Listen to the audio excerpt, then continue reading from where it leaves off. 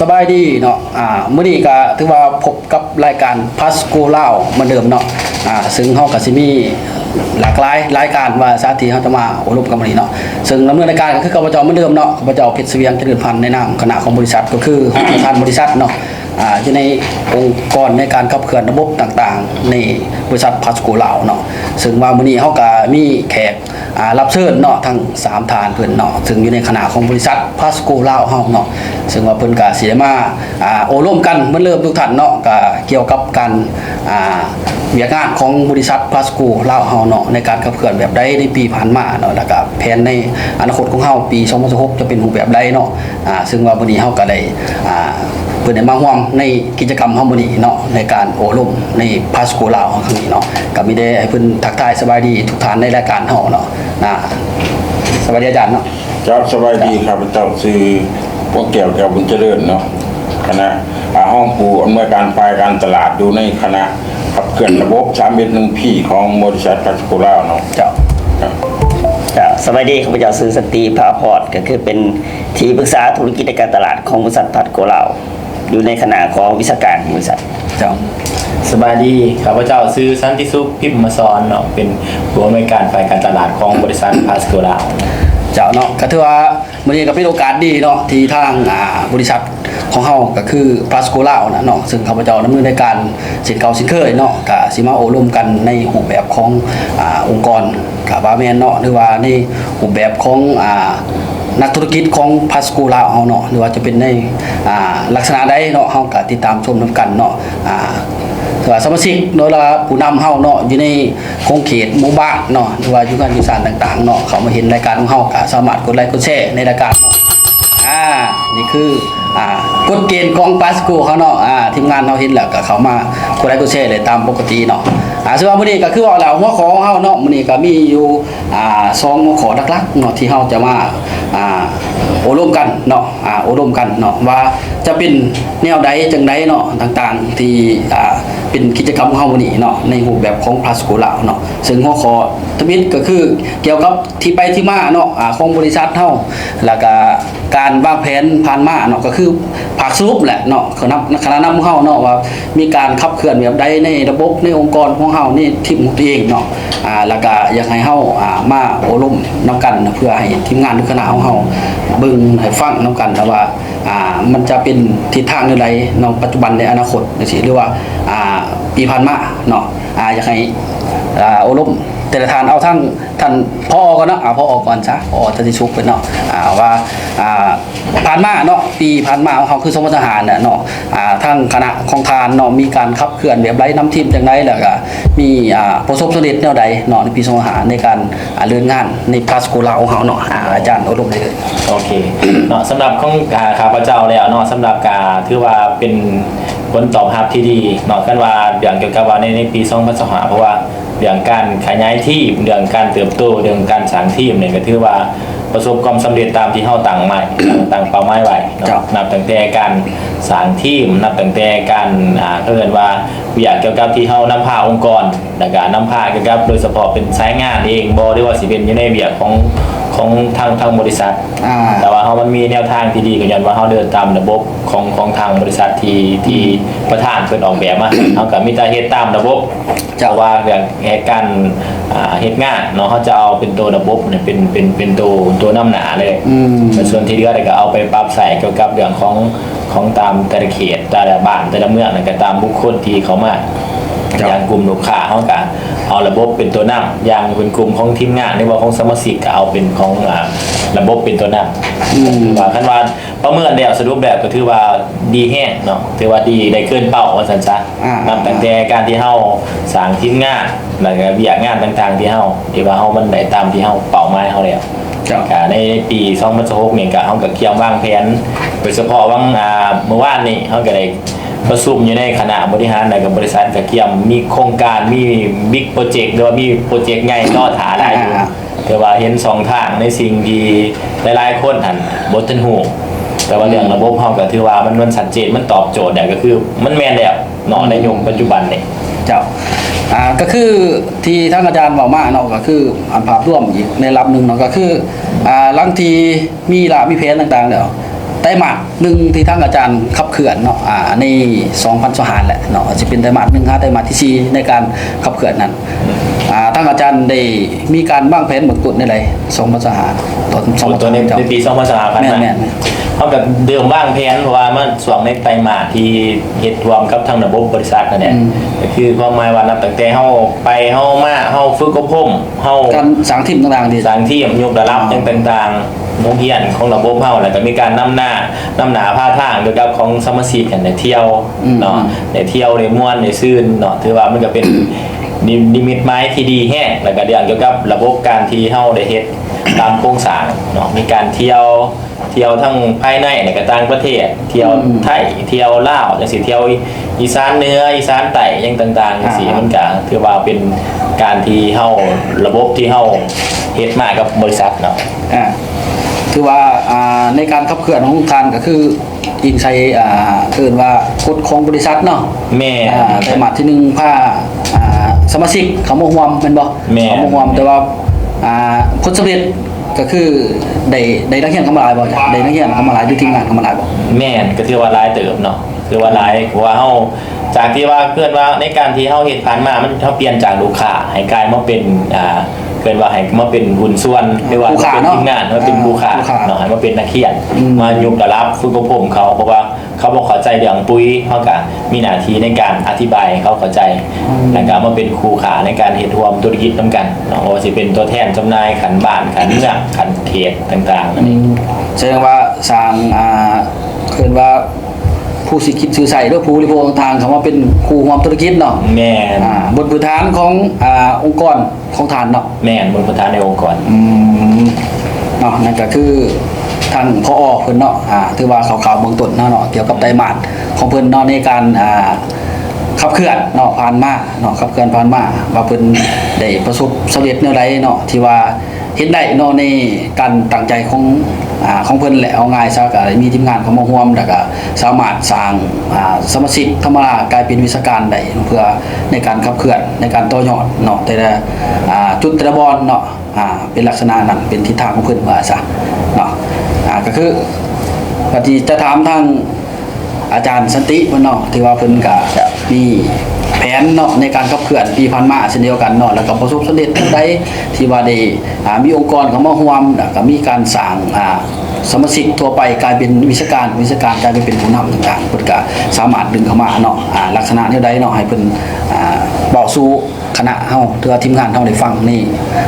รายการของเฮาเนาะซึ่งอาจารย์ สำหรับข้าพเจ้าเองนั่นก็คือถือว่าครบรอบของปีที่เขามาอยู่พัดโกเหล่าเนาะครบรอบของปีแล้วเพราะเป็นปีที่แบบว่าปี2025เนาะที่เดินเข้ามาคือณปัจจุบันก็คือเป็นครบ1ปีพอดีในการที่เขาสร้างองค์กรต่างๆนี่ถือว่าตอนเริ่มแรกเนาะเอาตอนเริ่มแรกด้วยซ้ำ เอาเริ่มที่บิดดูแหละ เป็นเรื่องที่ยากอาจารย์เป็นเรื่องที่ยากเลย ไม่ทางอาจารย์เองนี่คือ แม่นี่ขึ้นยากเลยที่เริ่มต้นธุรกิจแบบว่าเขาเฮ็ดเกี่ยวกับการเกษตรเนี่ยเพราะว่าเขากับบ่ฮู้ว่าผลตอบรับจะเป็นแนวใด เพราะส่วนใหญ่เกษตรน่าจะเป็นว่าทั่ว แม่ ไปว่า เขาก็ฮู้ทั่วไปว่า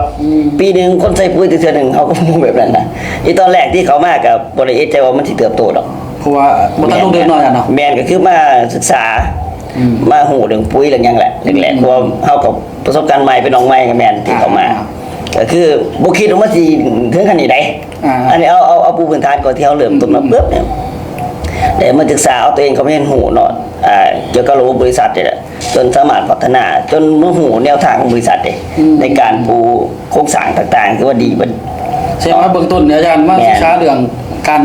เอาไงการเกษตรก่อนตื่นบ่ แม่นๆแล้วกันเก บ่ ษ ทั ต น ร บอกเรื่องระบบอยู่เนาะ แม่นบ่ทันรู้เรื่องระบบเรื่องรายได้เรื่องต่างกับบ่ทันได้เอาไงซะ บ่ทันรู้ว่าซะ เพราะว่าครบ6ปีนี่ถ้าว่าสำเร็จหลายบอกก็ถือว่าเกินขาดไว้อาจารย์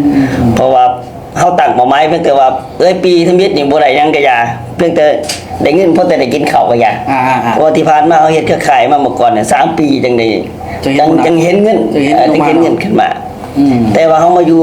พัดโกเหล่าเริ่มต้นในการเรียนรู้พัฒนาองค์กรเนี่ยถือว่ามันง่ายกว่าเมื่อก่อนต้องบอกเลยว่าเกินขาดจนมีเงินเก็บหลายพุ่นแหละหลายจากที่อดีตเฮาก็เคยพอมาเนาะคือพอมาเฮ็ดเรื่องเครือข่ายต่างๆประสบการณ์ธุรกิจฝ่ายนี้เคยเจอมาแล้วว่าซะ เคยเจอมาแล้ว แต่ว่ามันบ่ได้เกี่ยวกับการเกษตรเป็นหลักที่จังซี่เนาะ แม่นเพราะว่า ปี2025ถึงเฮ็ดครบปีก็ถือว่าดีแล้วแต่ว่าแผนในอนาคตเนี่ยถือว่าจะชัดเจนกว่าเนาะก็ วันนี้ คือ แต่ละสเต็ปอาจารย์ดิคือว่าไตรมาส1ไตรมาส2ไตรมาส3เนาะที่ว่าอยู่ในเขต3เดือนรอบนี่มีการเติบโตขึ้นเป็นขั้นว่าอาจารย์ แม่นเอาเริ่มต้นที่วิทย์ก่อนเนาะ อ่า ว่าให้เป็นตัวอย่างสำหรับคนที่เขามาเห็นใหม่แล้วว่าปีหนึงที่เขาจะเฮ็ดผ่านมาเนาะว่าเริ่มต้นจากจุดใดสามารถขยับไปฮอดจุดใดแล้วจนจังมาสรุปกันว่าเบิดปีนี่ที่เฮ็ดมาอยู่พัดโกลาวเนี่ยมันเกิดจังขึ้น แม่นล่ะ แล้วก็จึงมีแผนต่อไปจังซี่เนาะ แม่นล่ะแม่น ต้องบอกเลยว่าช่วงแรกๆเนาะที่เขามาต้องมาศึกษาเพื่อจะเข้าใจมีรายได้ก็คือมาเรียนรู้อาจารย์เรียนรู้ให้เข้าใจเบิดทุกอย่างมันก็พอปัญหาหลายกันเด้ ว่าสิเป็นครูแข่งปัญหาที่ปัญหาเองแหละปัญหาเองที่เฉพาะเรื่องปุ๋ยเป็นจังไดคนที่ใส่ปุ๋ยคนที่ซื้อปุ๋ยมาปีบ่นะเพราะเฮ็ดเรื่องปุ๋ยเป็นหลัก แต่ว่าพอมาอยู่ในพัดโกลาวมันมีสองทางที่แบบว่าคนซื้อปุ๋ยมาปีแล้วสามารถเฮ็ดธุรกิจไปได้และที่สำคัญเขามีระบบเนาะของบริษัทมีระบบในการแบบว่าค้าขายโดยตัวเองก็มีเงินต้องบอกว่าเงินหลายแห่งค้าขายโดยตัวเองสองจากการที่เขาแบบว่าเขาพัฒนาคนง่ายโดยระบบที่มันลงตัวพัฒนาคนง่ายดึงคนเข้ามาง่ายบอกเลยว่าเขาขายได้แล้วยังบ่แล้วเขาดึงคนมาง่ายและยิ่งปัจจุบันนี่มีระบบในการในพี125ในการพัฒนาคนเนี่ยดึงเข้ามานี่ยิ่งเป็นละง่ายจนช่วง3เดือนแรกเนาะต้องบอกเลยว่า3เดือนแรกของปี2025เนี่ยตรงนั้นได้ขายปุ๋ยเท่าไหร่วะ5ต้นแต่ก็ถือว่าได้หลายเติบได้เป็นเงินมากก็5-6 ล้านถือว่าหลายเติบ แต่ว่าตอนไปส่งพบอุปสรรคไงวะอาจารย์เบื้องต้น อุปสรรคแม่นอุปสรรคโดนหลายแห่งเนาะรับแต่การที่ลงไปพื้นที่ ระยะทางอยู่บ่ ไปยื่นเอกสารก็เลยบ้านตอบมาบ่ตอบรับมันก็มีสองมียอดขายมาแล้วอุปสรรคมาเที่ยวพอที่ผ่านมาน่ะไปส่งของ ลูกค้าบ่อยู่ มันมีอีกแล้วนี่นะ มันมีเบิดเพราะฉะนั้นอดทนมาจนหอดระยะส่วงที่เพราะว่ายากบ่อยากเนาะหาหูหน่อยปัญหามันจะหลายทันทีได้ข้อมูลที่เขาเล่นน้อยที่สุดน่ะจะปัญหาจะหลายแฮงนับแต่การในเอกสารน่ะบ่ฮู้วิธีการยื่น มันสิโกงกันขามอาจารย์เนาะ แม่นบัดหลังจากที่เราเรียนฮู้ไปสักพักหนึงแล้วเนาะสำหรับคนใหม่ที่รับชมอยู่เนาะเรียนฮู้ไปสักพักหนึงเบื้องฮู้หลายปึ๊บปัญหาที่เฮาผ่านมามันจะเป็นเรื่องน้อยน้อยทันทีเพราะว่าอยู่ที่นี่น้องบริษัทพักโกลาวเขามีคือว่าเป็นโรงเรียนสอนธุรกิจให้เขาเข้าใจเรื่องเล่าวต่างๆเพราะเป็นยังว่าในบริษัทถึงมีคอร์สในการสอนแต่มีคณะอาจารย์ในการสอนเพราะว่าอย่างปัญหามันหลายอยู่แล้วนี่ในธุรกิจนี่ เพราะว่าเห็นคือว่าเห็นปัญหาอยู่แล้วมาทางบริษัทเห็นปัญหาอยู่แล้วเนาะ แม่นส่ง3เดือนแรกนี่เริ่มต้นที่มีเลยปี2025ก็คือปีที่จบไปแล้วเนาะที่กับประเทศประมาณเอาแต่เงินหูแล้วก็ขาขายให้เกิดกำไรเอาเงินก่อนกำไรก่อนเรื่องคุณจะเฝ้าไปส่วนเขาต่อ เป็นฐานในหูก่อนมา หูก่อนเอาตัวเองมาก่อนเงินก่อนแม่น เอาตัวเองมาก่อนอีกอย่างยาวมัน แม่นต่อมาเดือนที่4ที่5จึงคอยหยังไปตามมานี่ตามลูกค้าใส่ปุ๋ยดึงเขาสมาคมครอบครัวเพียง2 ตอนตามมันยังสังเกตอยู่ว่าปุ๋ยมันดีบ่หรือวีอยู่หน่อยยังมี แม่นยังรุ่นแบบว่าเฮ้ยคนสื่อของปานนี้ใส่ดีบุรีเขาด่าเขาจะ นี่คือจะคือได้ ไอ้นี่เกิดอยู่ แต่ว่าพอไปตามไปปื้มนี่ผลตอบรับคือว่าผู้ใส่ปุ๋ยดี ครับอาจจะว่าคือ100%ที่ว่าหางเสียงที่ดีนี่จักเปอร์เซ็นต์นะ 90 นี่ไม่ดีเนาะ 90% ส่วน10%มันก็ 10% อาจจะเป็นตัวพื้นตัวดินเนาะตัวนี้มันก็ แม่ ไม่ น นอนจังเนาะ มันก็สิมีตอบมาแต่ว่าใส่ละบ่ค่อยชัดเจนแต่ว่าก็ยังเห็นผลดี บา นะ งเทื่อก็ใส่บ่ถึงบ่เรียววันจังซี่เนาะ แม่น มีส่วนเนาะตัวนี้ แม่นหลังจากที่เขาว่าพันเดือนที่4ที่5ไป ครับ เขาสามารถดึงคนลูกค้าเข้ามาได้อันนี้มันเป็นตัวง่ายเลยด้วยสำหรับบริษัทพัดโกลาวเฮาเนี่ยมันมีสมาคมในการคุ้มครองช่วยเหลือ ในการดึงคนเข้ามา มันเป็นเรื่องง่ายเขาดึงตามคนง่ายบ่คือเมื่อก่อนนี่ส่วนสิขายได้ยังบ่แล้วเอาคนมายากอีกแต่เดี๋ยวนี้คนมาง่าย มันสิมาจังสิมาแบบไรบ่จ้ะเนาะ แม่น แต่มันมีห้องหับประมาณแล้วเขาก็ฮู้จักไปเลยว่ามี แม่น หยัง เพราะมาง่ายปุ๊บนี่บริษัทเฮามีหยังตามนโยบายมีงานมีเที่ยวมันบ่ เอาเขาว่าปุ๊บเข้ามากับได้มาเที่ยวในบริษัท เจ้า มีเดียวมาที่เขาไปเฮ็ดเอามาเที่ยวเขาก็ได้เที่ยวเขาก็ได้เงินได้ทองไปจนสุดท้ายก็คนตามมาแล้วก็มีองค์กรที่เติบโตขึ้นถือว่าปีหนึ่งอยู่ในเครือข่ายที่ได้สมีถือว่าเก่งได้ถือว่าไหว ถือว่าเป็น แม่น เป็นตัว3เดือนแรกก็3เดือนที่2 3เดือนที่3เนาะคอแล้วเนาะ แม่น ความแตกต่างคอยขยับไปเนาะ เกินมาเฮ็ดตามสเต็ปเอาตัวเองไม่เห็นหูก่อนขายก่อน จ้ะ ขายได้ คนเอาให้คนในใส่ก่อนดึงคนเข้ามาผู้กับบริษัทมาเข้าสมาคมกลุ่มข้องต่างๆพากันไปเที่ยวกระบวนการเท่านี้อันนี้ยิงปีหน้าปีนี้แหละปี2026ยิงเป็นการดีเลยเป็นเดี๋ยวเป็นปีทองเลยสำหรับบริษัทพัก ก็หมายว่าเลยปูพื้นฐานมาแล้วเนาะ แม่นพื้นฐานปีที่มีที่ว่าแน่นน่ะได้ จังแล้วว่าที่ไปที่มาจะเป็นอยู่ไรเนาะจ้ะเนาะ แม่น แสดงว่าอนาคตนี่น่าจะไปได้ไกลกว่าเก่ามา โอ้ปี2026เป็นปีทองเลยสำหรับคนที่เขามาสู่บริษัทพักโกลาวเพราะว่าหยังตอนนี้เขามีแผนงานที่ชัดเจนกว่าเก่าแผนเที่ยวยังชัดเจนแห้ง เจ้า ซื้อของมึงได้ไปล่ะก็ดีเรื่องเงินบ่ต้องบอกถึงเลยคนที่เขามาส่วนหลังจากข้าพเจ้ามาเนาะก็มีทีมงานเขามาก็สามารถสร้างเขาเจ้าเป็นวิชาการแล้วเขาก็เห็นความเก่าหน้าโดยปกติแล้วเนาะเอาคนอายุ20กว่าปีมาบ่โดนบ่เกิน2เดือนหาย แม่น แต่ว่ามันอยู่ฮัดโกลาวเขาเห็นอนาคต เขาเห็นเงินดิงวดเดือน5ล้าน10ล้านมัน20ล้านได้สินะมันก็อยู่ได้เด้ ความต่อยอดเดิมความคิดไปหลายว่า แม่นเพราะว่าเงินอยู่ที่ของบริษัทเรามันมีหลายกว่าคำว่า MLM เด้มันมีเงินที่แบบเป็นการขาจริงๆสามารถขาขายเห็นกำไรเห็นหลายๆอย่าง เห็นว่าหูประทับเนาะ แม่น ประทับโมเมนต์หน้าประทับคือทั่วๆไปว่า แม่น อ๋อเนาะนี่ก็คือทิศทางของอาจารย์สติเนาะที่อยู่ในคณะของเฮานี่แหละเนาะเพิ่นก็ถือว่าในการขับเคลื่อนเนาะไต้หวัน1 2 3ของเพิ่นเนาะที่ว่านำพาคณะทีมงานของเพิ่นเนาะแล้วก็สร้างเขามาอยู่ในองค์กรจากผู้ส้มใส่เนาะผู้บริโภคเนาะเขามาเป็นครูธุรกิจแล้วก็มาเป็นวิชาการต่างๆเนาะเดี๋ยวสเต็ปต่อไปจะคอยสอบถามว่าการขับเคลื่อนเขาในองค์กรแบบใดเนาะจังสิคอยสอบถามเพิ่นไปเนาะทุกท่านเนาะมีแต่ว่าเขามากดไลค์กดแชร์กันทุกท่านเนาะในรายการของเราเนาะวันนี้มีข้อมูลหลากหลายทุกท่านเด้อมีข้อมูลหลากหลายเนาะซึ่งว่าเขามาแล้วอาจจะบ่เคยฟังเนาะก็จะได้ฟังเพราะว่าคณะของเรามีชัยทัศน์แนวใดในการสร้างองค์กรที่ผ่านมาแล้วอนาคตจะเป็นแบบใดเนาะก็เดี๋ยวติดตามไปนํกันเนาะห้ามพลาดทุกท่านเนาะห้ามออกจากรายการเฮาเด้อเดี๋ยวสิพลาดโอกาสไปเด้อเนาะในการสรุปงานของเขาเนาะเดี๋ยวสิสอบถามทางอาจารย์ต่อไปอาจารย์ใหญ่เพิ่นเนาะอาจารย์ใหญ่อยู่ในองค์กรเนาะเชิญทางอาจารย์เนาะ ครับเนาะสำหรับข้าพเจ้าก็ได้เริ่มเฮ็ดอยู่กับพัดโคราชมากกว่า ปีกว่าๆเนาะปี2024ถ่ายปีเนาะที่อยู่กันมาถือว่าข้าพเจ้าก็มาศึกษามาเฮ็ดหูเกี่ยวกับธุรกิจแต่ว่าแม่นเนาะแต่ผ่านมาเฮาก็เคยเฮ็ดแต่ว่าของพัดโคราชมีเรื่องแนวไหนเฮาต้องเฮ็ดหูได้ศึกษาเนาะถ้าศึกษาเรื่องสั่นข้าพเจ้าก็เริ่มต้นปี2025คือกันเนาะเริ่มต้นปี2025ไตรมาสแรกเนาะ3เดือนแรกก็บ่ฮู้ว่าสิซื้อสิขายจังไงหรอกซื้อขายมันไหลอยู่แล้วเนาะเพราะว่ามันเป็นสินค้าแบบว่าทุกคนซื้อไหลขายไหลนะครับพระเจ้าก็เหมือนกันเนาะเริ่มต้นจากการขายหยังมันนี่ข้าพเจ้าขายมี2ขายหนึ่งขายสินค้า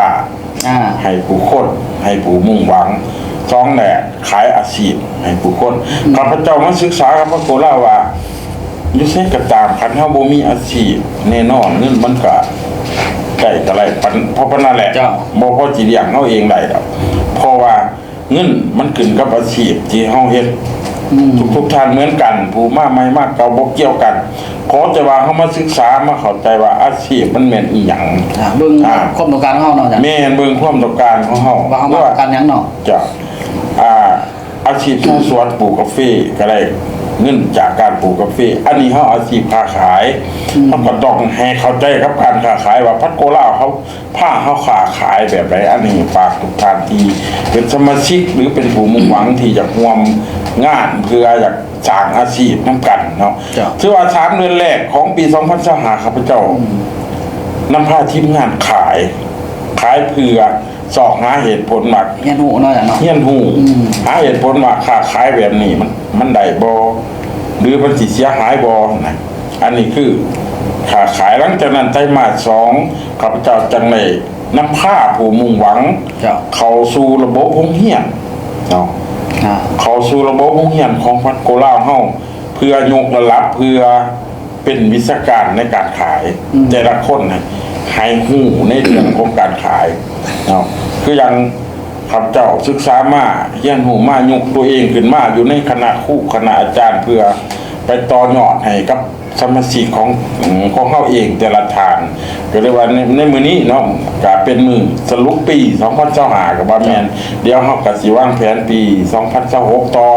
เนาะว่าเฮาสิอลังการสำหรับเนาะสิมีเงินมีค่ำหรือสิรับไปแล้วแต่แน่นอนมันมากขนาดนี้แล้วมันเป็นอาชีพของเฮาแล้วบ่มีหลักเนาะมีแต่ก้าวหน้าเนาะเพราะว่าระบบเฮาคือมีความมั่นคงชัดเจนถูกต้องทุกประการให้ทุกทานมาอยู่กับพัดโกลาว เจ้า บ่มีผิดหวังเนาะฉะนั้นเงินจากพัดโกลาวเงินหลายเสียเหลือเกินเนาะคือทุกท่าน หลายสองทางเนาะ หลายมีหลายๆเข้ากระเป๋าหลายสองทางเนาะสำหรับผู้ค้าขายก็ได้กำไรส่วนของค้าขายเนาะผู้วิชาการอิหยังเขาก็มีเงินให้เนาะคณะครูคณะอาจารย์เพิ่นก็มีเงินให้คณะที่ว่าจะกินเงินเดือนเพิ่นก็มีให้เฮาอีกเนาะสำหรับพัดโกลาวเพิ่นออกแบบมาค้าขายอะไรจริงๆเนาะอันนี้คือปี2025เนาะปี2025ครับสปอร์ตทีมเนาะสปอร์ตทีมก็คือข้าพเจ้านำผ้าและกระสางผ้าทีมงานสร้างตู้เจ้าของเกิดมากับหลายทีมเนาะเกิดมากับหลายทีมฉะนั้นแต่ละทีมก็มีหลายๆเพราะได้กลุ่มไปเนาะแต่ว่าบ่ทันถึงว่าขันรวยเพราะว่าหนัง ขั้นถึงขันรวยก็ถือว่าเฮาลงทุน 100% ทุนมหาศาลอันนี้แต่ละคนมาเนาะเอาแต่ละคนมาเอาใจหักมานำกันเราเอาใจหักธุรกิจมานำกันแล้วก็เฮาเป็นคนลงทุนหน่อยเนาะลงทุนหน่อยลงทุนแบบซ้ำเฮาเองขนาดเฮาเองนี่แหละบ่ถึงว่าลงทุนขนาดอลังการอย่างดอกคันเฮาสิลงทุนปานนั้นเฮาบ่มีความรู้เนาะคันเฮาบ่มีความรู้เฮาก็บ่กล้าลงทุนคือเก่าเนาะเพราะว่าทุนแต่ละอันเนาะเพื่อเฮาสิหาอะไรมาบางทางก็เงินเก็บทั้งชีวิตมาลงทุนโดยที่เฮาบ่มีความรู้ทุกท่านก็บ่เสี่ยงเหมือนกันเนาะแต่สำหรับข้าพเจ้าเนาะข้าพเจ้าลงทุนกับการเรียนรู้เนาะลงทุนกับการพัฒนาเอาตัวเองเข้ามาเอาตัวเองเข้ามาก่อนเพื่อรู้ว่าธุรกิจพัดโกลาวเขาค้าขายแบบไรเนาะถือกฎหมายบ่ผิดกฎหมายบ่อันนี้เฮาก็ศึกษาไปนำกันเรื่อยๆเพราะเขามาอยู่จริงๆเนาะพัดโกลาวคือตัวยืนคือนิติกรรมเป็นหลักในการซื้อขาย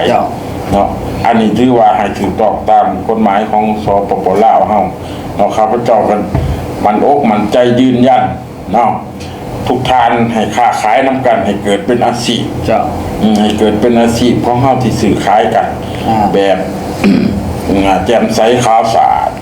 บ่มีหยังปิดบังกันเงินทุกกีบทุกสตางค์คือบริษัทจ่ายให้เช่าทุกแนวขอจะอยู่ในกฎของบริษัทเท่านั้นอย่างสรุปก็คือถ่ายปีของ2025เนาะเฮาก็เลยมีนักเรียนเกิดขึ้นเนาะเฮามีนักเรียนเกิดขึ้น5รุ่นนี่แสดงว่าอาจารย์มีการปั่นทีมงานเข้ามาปั่นทีมงานเข้ามาแต่ละทีมงานก็คือทีมงานเข้ามาเนี่ยอาจารย์ก็คือกลุ่มอะไรกลุ่มบริโภคธรรมดาบ่หรือว่ากลุ่มคู่ความธุรกิจในลักษณะนั้นที่ทีมงานที่เรียนจบไปเนาะแรกๆเขาก็เป็นผู้บริโภคนี่แหละเนาะใส่ธรรมดาเนาะส้มใส่ธรรมดามันดีจริงบ่ขาขายได้จริงบ่สินะเขาก็มาหลังจากกินจากใส่จากซื้อจากขายแล้วเขาก็อยากศึกษาอยากยกระดับจากของเพื่อยกตัวเองขึ้นมาว่าเป็นคู่ขากับบริษัทฉะนั้นเขาเลยยกตัวเองขึ้นมาอยู่ในห้องเฮียนของเขาเนาะถ้าคณะอาจารย์นี่กับพัฒนาผู้มุ่งหวังหันเนาะแต่ละทานเขาก็เกิดดอกออกผลเนี่ยเป็นวิชาการเองยังเองหาเงินเองค้าขายด้วยตนเองโดยที่ว่าบริษัทเด็กเพราะว่าบริษัทคือเป็นถือนิติกรรมให้แล้วเฮาไปค้าขายเองโดยที่ว่าเฮาเฮียนจากระบบของเฮียนเท่านี้เนาะเขาก็เฮ็ดเองยังเองเขานั่นแหละก็สิซะบัดนี้คือคณะอาจารย์เฮาถ้ามาคัดธุรกิจเฮาบ่จริงเทเฮาสิมีนักเรียนหารุ่นเนาะในปี2000แม่นฉะนั้นมาสรุปได้ว่าบริษัทเฮาก็มีการเติบโตเนาะมีการเติบโตและทีมก็มีการเติบโตคัดทีมบ่เติบโตบริษัทเฮาก็อยู่บ่ได้เหมือนกันเพราะว่าเงินเนาะให้เข้าใจว่าเงินมันอยู่นำแต่ละคนใช่มั้ย คัดโตเงินแบบบ่มีความเข้าใจมันก็บ่มีไผเสียงหรอก เจ้า นะ เนาะก็ทิศทางของทางตลกพ่อเพิ่นเนาะก็คืออาจารย์พวกแก้วเนาะที่เพิ่นได้มาสัมผัสจริงเอาก็แม่นเนาะสัมผัสจริงในไตรมาสที่มิตรเนาะที่ว่าเพิ่นได้เราจะฟังนะเนาะว่าการขับเคลื่อนของเพิ่นแบบใดเนาะเอาตัวเองเข้ามาเพื่อมาศึกษาเบื้องก่อนเพื่อแนวทางทิศทางต่างๆของบริษัทเป็นแบบใดเนาะก็คือเอาชีวิตจริงของตัวเองน่ะเพื่อหยังเพื่อขับเคลื่อนในอนาคตบรรดาทีมงานองค์กรของเพิ่นเนาะหรือว่าผู้ชมใส่ที่จากไต่ล่างเพิ่นไปให้แหละเนาะว่าใส่ดีใส่จริงแล้วเนี่ยอะไรล่ะก็เฮ็ดจังได๋สิมีธุรกิจเกิดขึ้นในองค์กรของเพิ่นนั่นแหละเนาะแต่ว่าเพิ่นก็ได้มาเริ่มเนาะในการปั่นองค์กรเพิ่นขึ้นมาในการเข้ามาศึกษาทำเฮียนเนาะอาจารย์เนาะก็คอยปั่นตัวเองขึ้นมาอันนี้ในจุด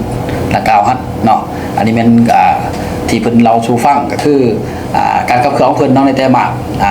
1-3เนาะที่ว่าเห็นได้เนาะในการแต่ละคนจะแตกต่างกันไปเนาะแตกต่างกันไปแต่ว่าบนพื้นฐานก็คือใส่กฎเกณฑ์ของบริษัทเนาะซึ่งว่าทางประธานของพัสกูลาเฮานี่เนาะอาจารย์ธงชัยปีชาเนาะเพิ่นก็ได้เขียนกฎกรอบออกมาเนาะในการดูแลองค์กรของบริษัทพัสกูลาเนาะเพื่อให้อยู่ในกรอบมันเนาะเพราะว่านับมือมันสิหลายขึ้นเนาะเป็นแนวใดกับการคุ้มครองลักษณะซั่นเนาะมีแต่จะสอบถามเติมเนาะบัดนี้ทางท่านพ่อออกไปการตลาดเพิ่นเนาะทางอาจารย์สันติสุขเนาะถือเพิ่นก็ในการขับเคลื่อนคือว่าเขาได้เนาะในปี2025เพิ่นเนาะเพิ่นก็ถือว่ามีประสบความสำเร็จหลายอย่างว่าซะเนาะหลายอย่างแล้วก็สิเพิ่นเล่าให้ฟังเนาะอีกนี่ไตรมาส3-4บ่สิเนาะว่าเป็นผู้แลเอาคนเข้ามาเฮียนได้จักคนแล้วก็สามารถเฮ็ดองค์กรเฮาเติบโตสำใดที่แผนเพิ่นในปี2025เนาะให้ทางอาจารย์ สำหรับข้าพเจ้าเนาะก็คือในไตรมาสคือว่าช่วงท้ายปีเนาะของปี2025ที่จริงเฮาก็คือเลยเสนอแต่เบื้องต้นนั่นก็คือสิ่งที่เฮาเฮ็ดดำเนินงานกับทีมงานต่างๆก็คือมันเกินเป้าเฮาจากที่ว่านึงมันเหลือทุกคนที่เขามาเฮ็ดการสื่อการขายเนาะที่ว่ามันก็บริษัทเฮานี่เกินว่ายังในปี2025นี่คือว่ามันก็ยังเป็นอาจจะเป็นหลายคนก็เดียวมองว่าเป็นบริษัทน้องใหม่อยู่นึงเพราะว่าบางคนก็ยังเบิ่งอยู่เดีว่าสินค้าสิดีบ่สินค้าสิตอบโจทย์บ่เนาะสำหรับคนที่เป็นผู้นำบุกเบิกนำกันนั่นก็คือมันบ่มีคำว่าง่ายดอกเนาะที่ว่ามันเป็นส่วงบุกเบิกเข้ามามันเป็นปีเกินว่ายิ่งเฮาเฮ็ดเกี่ยวกับบริษัทปุ๋ยจังซี่แน่นอนว่าคือทางอาจารย์สันติเพิ่นก็บอกแล้วว่าฤดูกาลเดียวเนาะปีละเทื่อว่าซั่นซะความคิดของเฮามันเป็นลักษณะสั่นว่าแม่นเนาะความคิดของเฮาหรือว่าความคิดของหลายคนหลายคนที่เขามาบ่สิเป็นชาวสวนบ่หรือว่าเป็นสมาชิกหรือว่าเป็นผู้นำเองอะเขาก็เบิ่งอยู่แต่ว่าได้ยะเวลาในการเห็นผลน่ะมันต้องใช้เวลาอย่างน้อยต้อง6เดือนหรือปีนึงคนมันจังสิตัดสินใจมันบ่คือว่าเป็นสินค้าอื่นเนาะแต่ยังว่าเป็นอาหารเสริมแนวความสวยความงามใส่ไปปรับอาทิตย์นึงเดือนนึงเห็นผลก็ถ่าได้แต่ว่าถ้าเป็นปุ๋ยนี่ใส่ปีนี้แม่นบ่ถ้ามาเห็นผลมันก็เห็นความแตกต่างเดือน1 2เดือนเห็นผลแต่ว่าเรื่องความชัดเจนมันขวบปีนะอาจารย์มันขวบปีแล้วมันจังสิเรื่องแบบนี้ยิ่งมันก็ยิ่งตัวนี้ให้ทุกท่านเข้าใจแนวนี้เนาะเพราะว่า1บริษัทเฮานี่ปีทำบิดเข้ามาบ่มีผู้ใดเชื่อ2แล้วก็ปีที่2นี่คนเริ่ม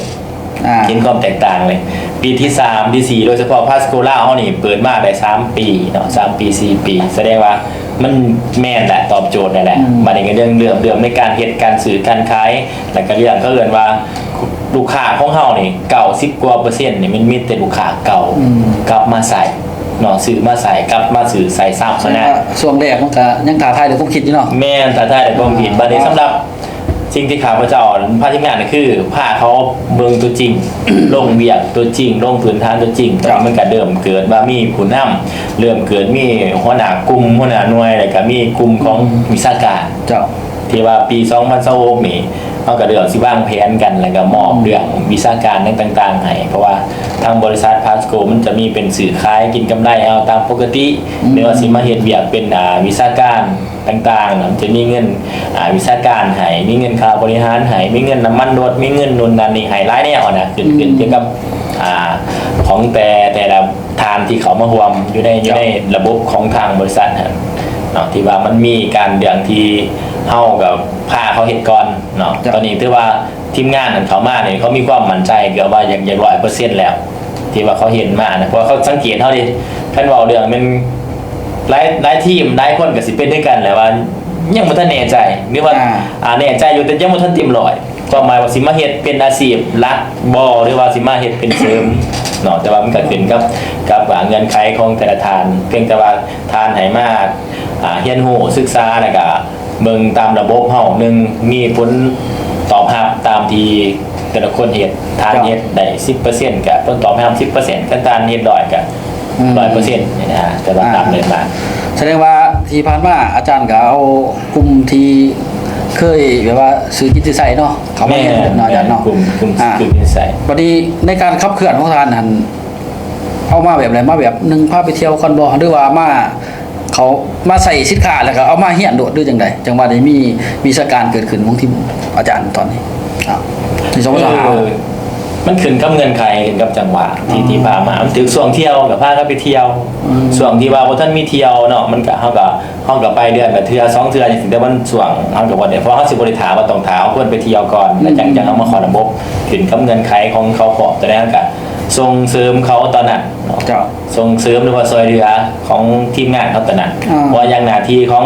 ทางบริษัทพาสโกโดยเฉพาะจะเป็นขาประเจ้าเขามีหน้าที่ในการส่งเสริมทาแห้งเขาเป็นแบบใดเขาก็ส่งเสริมเขาเป็นแนวนั้นเนาะเป็นก็ว่าเขาสิมีเงินไขจังได แสดงว่าในสมรสหานี่เฮาตรงไปเบิ่งมุมมองเขาเนาะว่าเขาต้องการสิ่งใดเนาะ แม่ อยากปั่นเขาคงไปแล้วอยากมาเป็นวิชาการบ่หรือว่าซื้อคิดสินใส่ด้วยที่ว่าฮู้ทิศทางในทางของบริษัทชื่อก็ได้แม่นเนาะ เจ้าได้ ตามแต่ว่าต้องได้เรียนรู้เพิ่มเติมในจุดนั้นเนาะ แม่น แต่ว่านี่ถ่ายปีคืออาจารย์นี่มันได้คนจำนวนถือว่าหลายสมคนเนาะอาจารย์เนาะ แม่นายสมควร สิเป็นนักเรียนบ่สิเป็นกลุ่มลูกค้าประจำเนาะ นักเขียนแม่นเพราะว่าคันว่าสรุปเบิดปีคันว่าอยู่ในสายงานมันก็เป็นกรรมการมันก็ได้รับรัก10กว่าคนเนาะ10ปลายคน แสดงว่า เปลี่ยนจากลูกค้ามาเป็น ถือว่าสายอาจารย์เดิมถือว่าเติบโตบ่ธรรมดาได้สมทหารอะไรทั้งวิชาการในทั้งกลุ่มผู้สวมใส่ประจำก็ว่าง่ายเนาะ แม่ ก็ดีเนาะถือว่าทางท่านพ่อเพิ่นเนาะก็ถือว่ามีทิศทางในทางที่ดีเด้เนาะในการสร้างปั่นบ่ว่าสิเป็นองค์กรเนาะว่าสิเป็นสร้างกลุ่มลูกค้าประจำก็ว่าแม่นเนาะก็ถือว่าเฮาก็สมว่ามีการมาเรียนรู้แล้วเอาง่ายซะเนาะในการสร้างแต่ละไตรมาสถือว่าประสบความสำเร็จอาจารย์เนาะ แม่นเกินเป้าเกิน ถ้าเทียบใส่ปีผ่านๆมากับธุรกิจบริษัทอื่นที่เฮ็ดมันมากก็ถือว่าบริษัทพระโกนี่เฮ็ดง่ายที่สุดบ่จ้ะ เห็นเกินว่าเห็นผลนี่เห็นได้ชัดเจนแล้วก็เฮ็ดง่ายกว่าหลายแห่งเลย ยิ่งไม่เฮียนหูยิ่งเข้าใจละเนาะ แม่ เช่นเนาะ ยิ่งไม่เห็นหัวยิ่งเข้าใจ ยิ่งหลายคนที่อยู่ในอาจจะเป็นธุรกิจคือคล้ายๆคือกันแบบนี้ครับมันต้องเลยมีการศึกษาเฮียนหัวเลยไปเฮียนหัวอยู่ที่ต่างประเทศเนาะโดยเฉพาะว่ากันว่าบ้านเฮาอยู่ดาวนี่ก็มีต่อไปประเทศไทยกันแหละ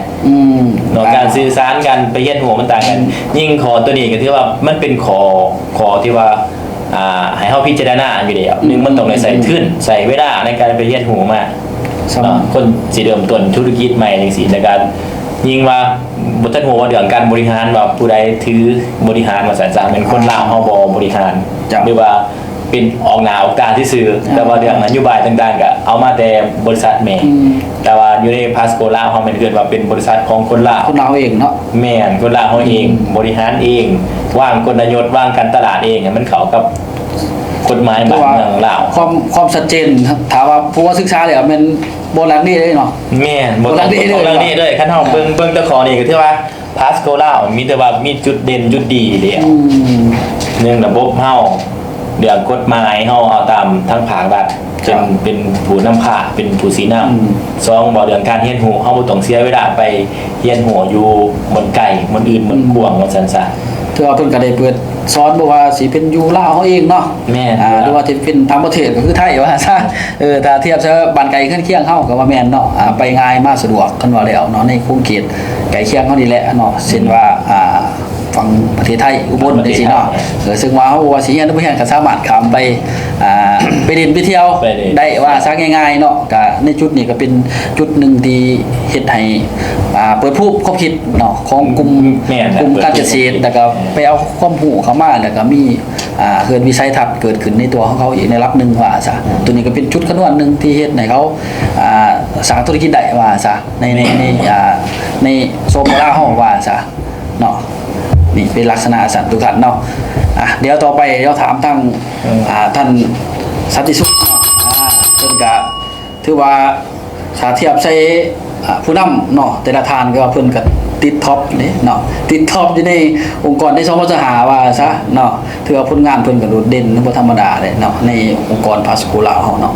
เดี๋ยวให้เพิ่นเราสู่ฟังอีกรอบนึงเนาะว่าเพิ่นสร้างองค์กรเนาะในไตรมาสกลางเนี่ยถ่ายสิเป็นแนวใดเนาะสร้างองค์กรเข้ามาแล้วประสบสำเร็จส่ำใดเนาะบ่ว่าเพิ่นเองหรือว่าเป็นทีมของเพิ่นหรือว่าลูกทีมเพิ่นที่เอาเข้ามาเรียนรู้นะว่าได้ถือว่าบรรลุเป้าส่ำใดเนาะในปี25เนาะเชิญทางอาจารย์เนาะ สำหรับข้อปฏิเองคำว่าสำเร็จในธุรกิจก็คือ1ต้องมีรายได้เจ้าของ เจ้า 2ทีมต้องมีรายได้อาจารย์ เจ้า วันที่ผ่านมาที่เฮาพัฒนาองค์กรเข้ามานี่ก็ถือว่าเรื่องโบนัสนี่ทีมงานก็มีรายได้หลาย หรือว่าเทียบทานใส่เอาบริษัทอื่นว่าซะที่เรียนมา ที่เคยเห็นมา ซ้ำเดือนซ้ำที่ยังสามารถเห็นได้ว่าซะ ทีมงานมีคอมมิชชั่นได้เบิกตลอด แล้วก็นอกจากนี้ยังมีโครงการที่เงินเดือนละ2ล้านนะจะมีทีมงานที่เขามาแล้วเขาได้เงินเดือนละ2ล้านตลอด คือว่าเขามาปั๊บจังมีโอกาสได้มีเงินเดือนว่าซะ แต่ที่สำคัญล่ะกำไรที่เป็นเงินวิศาการเงินนู่นนี่นั่นนะเขาเจ้าก็ได้หลาย อันนี้ถือว่าประสบความสำเร็จขั้นต้นในปีที่มีเที่ยวเฮ็ดที่ผ่านมา เจ้า วันนี้เมื่อก่อนเที่ยวเฮ็ดนี่ในปีนึงเนี่ยมันเฮาเองยังเอาตัวเองลำบากอยู่นะ มันมองบ่เห็นเลยว่า แม่นแต่เขามาอยู่เนี่ยเขาสามารถนอกจากว่าทีมงานที่มานำเฮาตัดสินใจประกอบธุรกิจกับพัดโคราชนี่ก็คือนอกจากได้กำไรแล้วยังได้เงินเดือนจากโครงการ เดือนละ2ล้าน2ล้าน2ล้านโดยที่บ่ต้องไปขายหยังโดยที่บ่ต้องไปสร้างคะแนนขึ้นมาเขาได้เงินเดือนทุกเดือนอยู่แล้วจากโครงการ อันนี้คือก็เป็นความภูมิใจที่เฮาแนะนำเข้ามาเขาได้ เจ้า สองมาได้คอมมิชชั่นจากการค้าขายแล้วเขาก็ขยายทีมไปได้ง่ายสินค้าขายได้ง่ายเนาะอันนี้เป็นปีที่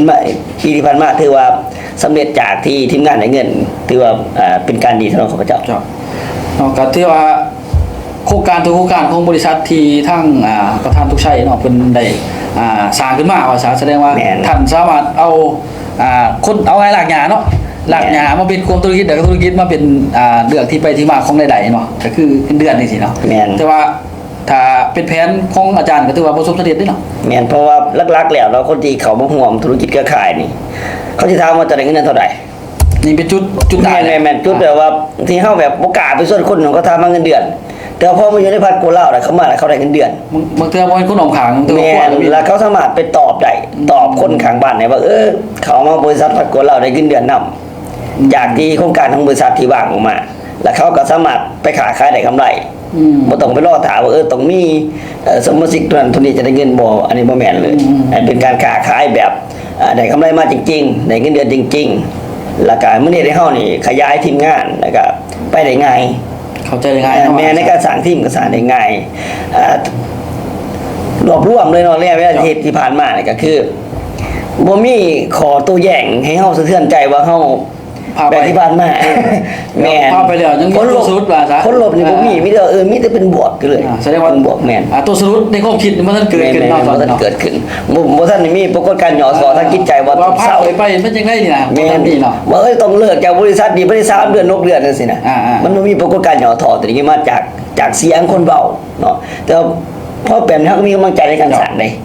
1คนมานำได้เงิน2เขาได้พัฒนาหลายขึ้น3คนที่เขามาแล้วก็ได้ร่วมกันท่องเที่ยวหักแพงแบบครอบครัวมีการช่วยเหลือสมาชิกที่เขามาร่วมอยู่นํกันเนี่ยว่าการใช้ชีวิตบ่ต่างๆแล้วก็เฮ็ดให้คนที่เขามารู้สึกว่าเขามีความสุขเป็นครอบครัวเดียวกัน ตัวนี้เป็นความสำเร็จที่เบื้องต้นที่เขาพเจ้าคิดว่าได้ครับจากบริษัทพัฒนา ที่ว่า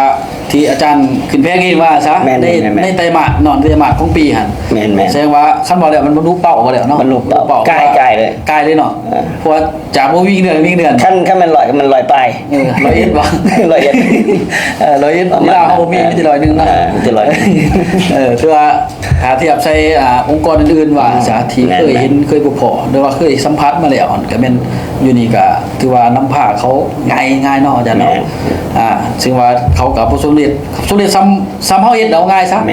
ของเป่าเฮาเพียงได้ซ้ำนี่เฮาก็ยังเฮ็ดได้ซ้ำนี่แสดงว่ามันก็พาเขาไปเดินต่อไหลว่าซะ สำหรับเขาจะว่านี่เบื้องต้นปีที่มิดนี่เนาะสำหรับเขาจะปีหนึ่งเด้แต่ทีมงานที่มานำประต้นหอดปีว่าไล่เรียกกันมาดิแต่เขาสามารถที่ได้สำนีถือว่าในความภูมิใจที่เขาได้ประโยชน์จากบริษัทสูงสุดนี่ถือว่าในคณะบริหารเอากับมีความปิติยินดีในการเหตุไว้คนอื่นมีความสุขมากในใดขึ้นในซองก็ถือว่าเป็นสำเร็จขันเบื้องต้นเนาะแต่ว่าปี2026นี่ถือว่าทุกคนก็ตั้งใจเลยตั้งใจเลยครับเขาเป็นเสื้อว่านี่บริษัทพักโกลาในคณะบริหารนี่จะเติบโตและมีเงินมีทองอยู่แล้วบริษัทของเราแล้วที่นี่ที่อาจารย์บอกผ้าบ้านแล้วก็ได้เงินเดือนบ่แล้วก็ได้โบนัสแล้วก็ผ้าเขาประสบสำเร็จอยู่ในรับของเฮาแล้วง่ายซะบัดนี้อยากรู้รายละเอียดเติมเนาะว่าอาจารย์ผ้าเข้ามาในปี2025นี่ทีมงานของอาจารย์นี่ผู้ที่เป็นวิชาการแล้วก็เป็นครูความเอิ้นว่าลูกค้าชั้นจำของอาจารย์นั่นมีประมาณจักคนที่ว่า1มาเป็นวิชาการเดียว2ว่าเป็นลูกค้าชั้นจำที่ว่าอยู่ในสายของเขาเนาะตอนนี้เนาะตะวันลายบอกกับลายเติบประมาณ20หรือ30 คนวิชาการได้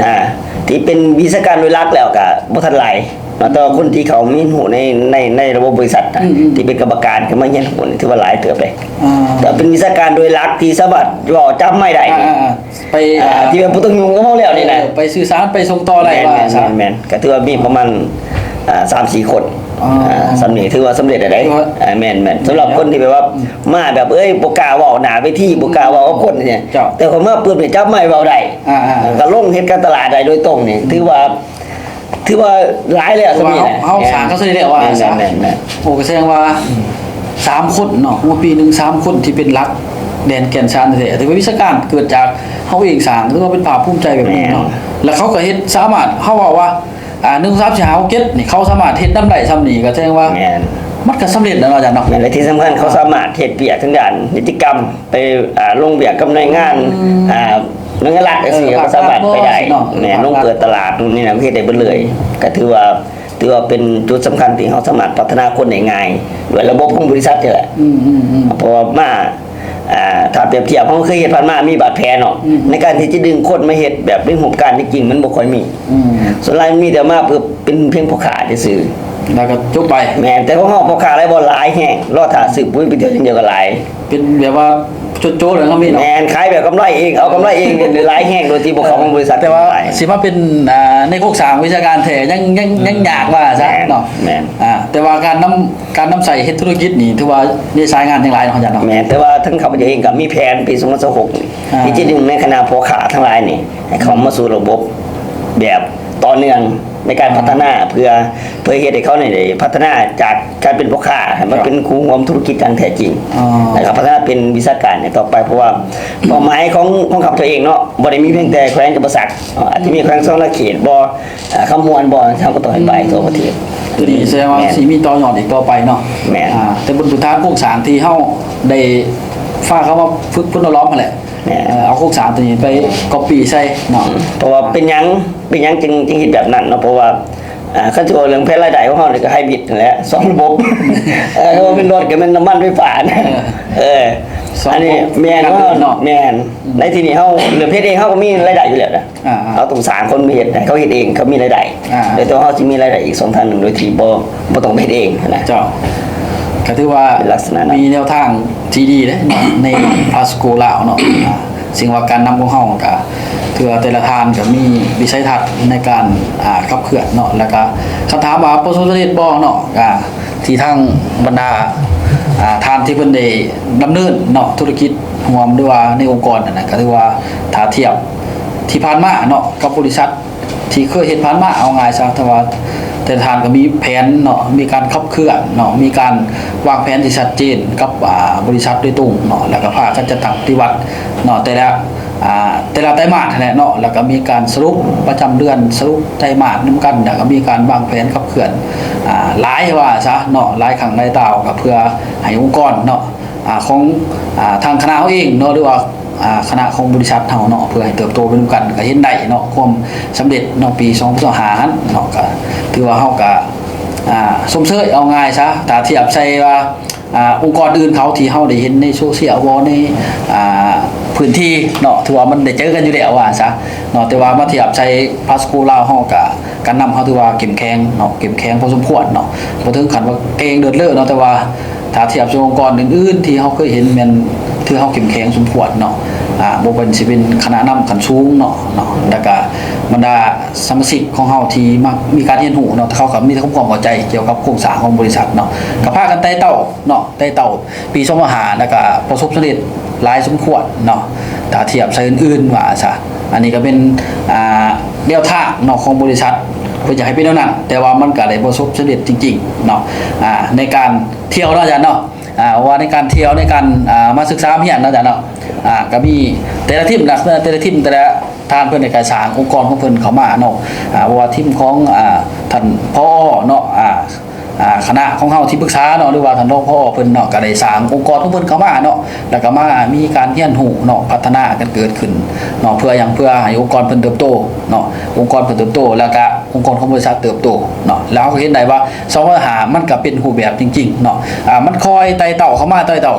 จากการสร้างโครงสร้างของบริษัทเนาะจากการเอาลูกค้าธรรมดามาเป็นคู่ความธุรกิจจากความธุรกิจมาเป็นวิชาการจริงๆเนาะแล้วก็ปั้นผู้คนล้อมจุดกลายเป็นวิชาการเกิดขึ้นบ่ว่าสิเป็นของที่เองหรือบ่ว่าสิเป็นของบริษัทเนาะอันนี้เฮาก็สรุปไล่เนาะ205ที่ว่าคณะของเฮาก็มีความเข้มแข็งในการสร้างองค์กรเนาะสร้างองค์กรแล้วก็สร้างทีมเนาะอันนี้ถือว่าเป็นที่ซุบเซยก็ว่าแม่นเนาะบัดนี้เนาะก็คือเฮาสิเว้าเรื่องแผนเนาะปีทิศทางว่าแม่นทิศทาง2026เนาะของแต่ละทานเนาะจะมีการขับเคลื่อนแบบใดเนาะนับแต่ไตรมาส1จนถึงไตรมาส4เนาะว่ามีทิศทางว่าซะแนวโน้มที่จะเป็นไปได้เนาะในการขับเคลื่อนองค์กรทานเติบโตจาก5มาเป็น6เป็น7เป็น9หรือว่าเป็น10เติบโตขึ้นเรื่อยๆจากปี2025ต่อยอดว่าแม่นต่อยอดเนาะซึ่งเฮาได้นักวิชาการตอนนี้คือท่านที่ปรึกษาเนาะเพิ่นก็ได้อบรมแล้วว่าเพิ่นนี่มีวิชาการ 3-4 ทางเป็นหลักเนาะและปี2026เพิ่นสิเป้าหมายเพิ่นสิเอาใหม่ประมาณจากการที่เป็นวิชาการเป็นหลักเนาะและคู่ความธุรกิจเพิ่นสิเป็นผู้ประกอบการที่แท้จริงบ่เขามาร่วมในทีมของเพิ่นเนาะเพื่อให้องค์กรเพิ่นเข้มแข็งเพิ่นสิมีทิศทางแนวใดเนาะอันนี้แต่ละทานก็มีแต่ว่าเราสู่เฮาฟังเนาะว่าหรือว่าคณะของเฮาอยู่ในไลฟ์สดของเฮานี่เนาะให้เพิ่นได้รับรู้ไปนํกันเนาะเริ่มจากท่านรองพ่อซะเนาะเนาะคือว่า2026อาจารย์เนาะอันนั้น2025เฮาจะรู้ไปแล้วเนาะอันนี้คือเป็นแผนต่อหน้าเนาะปี2026นี่คือว่าไตรมาส1 54มาส1ของเฮาเนาะก็คือเฉพาะที่เนาะเฉพาะที่ของข้าพเจ้าเองก็คือจะมุ่งเน้นไปที่การสร้างเนาะมุ่งเน้นไปที่การสร้างให้เติบโตกว่าปี2025เนาะมุ่งเน้นการสร้างก็คือข้าพเจ้าจะเอาผู้บริโภคมาสร้างบ่มีนักธุรกิจเพราะว่าเฮาไปค้าขายแบบกับชาวบ้านเนาะกับชาวบ้านบ่ฮู้อีหยังก็มาเป็นน้ำเฮาไหลเพราะว่าเฮาก็เริ่มต้นเอาฐานมาพัฒนาขึ้นเพื่อมาเป็นวิชาการเนาะคันสิถามว่าปี2026นี้เฮามุ่งเน้นคือจะสร้างผู้นำพิน25นี้ให้ได้หลายที่สุดเนาะอันนี้คือในแผนไตรมาส1ไตรมาส2นี่ไตรมาส1นี่ก็ถือว่าตารางเฮาก็แน่นหมดเลยเต็มหมดเลยวางแผนวางแผนไว้นะคือเป็นแบบอีกโครงการใหญ่ๆอีกของปีต่อมาอีกอันนี้มันเป็นแผนของเฮาของทีมเนาะก็ถือว่าปี2026นี่เป็นปีที่ว่าทุกคนเข้าใจนะครับพร้อมลื่น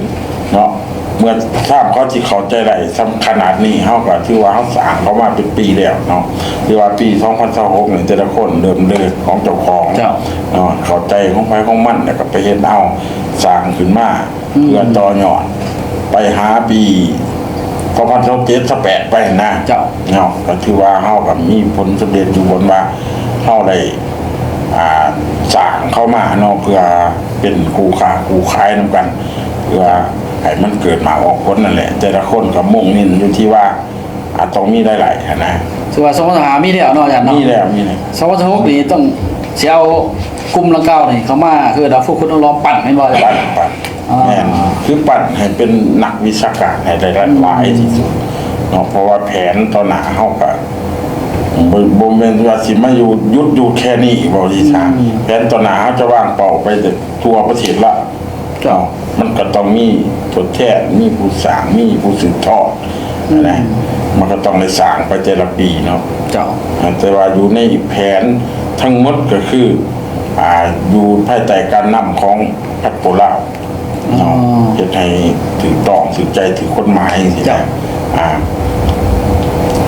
ถือว่าแนวทางของอาจารย์นี่แมันเอาง่ายคือตัวยอดจากสมทหารเนาะ แม่ ถือว่ามีมิกไว้แล้วเป็นบ่1 2 3 4 5ที่ 1 2 3 อาจารย์เห็นได้ว่าผู้จะเอามาสร้างได้ในองค์กรของอาจารย์แม่นบ่ แม่น แล้วก็สิเอาเข้ามาเป็นคือว่าสร้างเป็นวิชาการก็ ๆ แม่น สร้าง เนาะ เป็นวิชาการ เพื่อมาให้องค์กรเฮาเติบโตขึ้นเนาะอาจารย์เนาะ ครับ ตัวนี้แม่นแนวทางของอาจารย์ที่จะพากันสร้าง แม่น แต่หมัด1 5แต่หมัด4นี่แม่นเอาแผนเจ้าทุกคนปีนี้เอาสิให้เป็นวิชาการอาจารย์เนาะ ปีนี้ขั้นยางบ่ไหลก็ให้มันอยู่ใน6ฐานเนาะ 6ฐาน 6ได้6ฐานที่ ขั้นใน6ฐานนี่ก็ถือว่าธุรกิจเฮาเติบโต เพราะว่าที่ปี2025เขาก็ได้แต่ที่หาชานเท่านั้นนะแต่ยังว่าแต่ยังโอเคแหละบรรลุเป้าที่เขาวางไว้ในปีต่อปีนะ เจ้า ครับ ก็คือทิศทางเพิ่นว่าซะ2026เนาะท่าน ครับ รองพ่อเพิ่นเนาะก็มีความคิดเนาะที่จะต่อยอดก็แม่นเนาะต่อยอดในการสร้างองค์กรเพิ่นนั่นแหละเนาะเพื่อให้เติบโตเนาะในองค์กรเพิ่นเนาะแล้วก็เพิ่นก็มีเอิ้นว่าเมคไว้แล้วว่าจะเอาผู้ใดเข้ามาเนาะอยู่ในทีมของเพิ่นเนาะเพื่อว่าสร้างคนเพิ่นธรรมดามาเป็นสมาชิกเนาะมาเป็นวิชาการที่วิชาการจริงๆเอาง่ายซะมวยเอาวิชาการในนามซื่อๆเนาะวิชาการกับที่นี่ก็คือสามารถไปส่งต่อไหลสื่อสารได้กับกลุ่มคนรวยตัวแทนเท่าใดจังซี่เนาะมวยว่ามีชื่อขึ้นได้ชื่อก็ได้เนาะแต่ว่าชื่อที่นี่ก็คือหมายความว่าต้องสามารถเว้าแทนผู้นำเท่าใดจังซี่เนาะคือว่าเพิ่นสิเอามาเฮียนหูในระบบองค์กรของบริษัทของเขาเนาะอันนี้เป็นทิศทางแนวทางของท่านรองพ่อเพิ่นเนาะเพิ่นจะเอากลุ่มของเพิ่นเข้ามา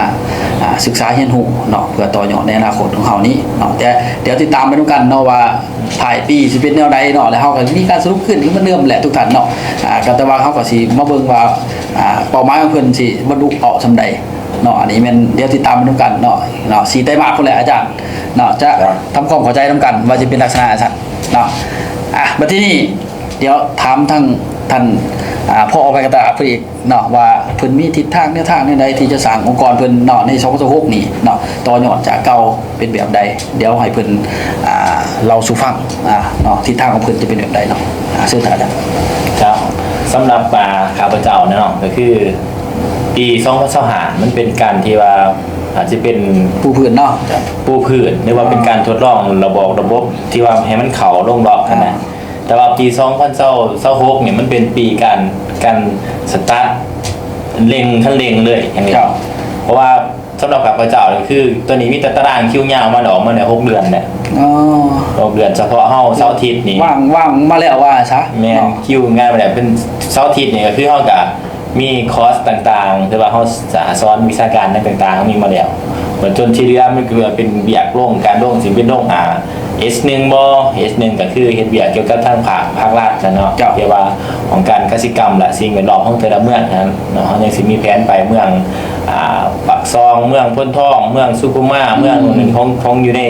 แขวงยมราชเขาเนี่ยเฮายังมีแผนรอบประมาณนั้นแต่ว่าแผนที่นะครับก็คือที่ว่าประชุมกับคณะบริหารที่ว่ากับทางอาจารย์ประธานของบริษัทพาสโกดาวเนาะคืออาจารย์ธงชัยนี่ก็คืองานหลักๆต่อไปเป็นงานลงจัด S2 S2 มันต่อยอดมาจากตัวของS1 ที่ว่าตัวนี้เขาจะสามารถลงได้ทุกบ้านทุกพื้นที่ด้วยเพราะว่าตัวนี้ก็คิวงานจากวิชาการจากผู้นำต่างๆก็คือมันมีคิวมาแล้วเนาะแล้วก็ว่าจะเดิมแล้วก็เฮากันท างข้าพเจ้าเองก็คือว่าหน้าที่ของทางบริษัทนี้ในการลงปั่นเกี่ยวกับทีมงานเนาะผู้นำหรือว่าเป็นลูกค้าเก่าเขาก็จะลงดูแลพื้นที่ลงดูแลติดตามเลยในการมีนำพาเที่ยวเนาะโดยเฉพาะ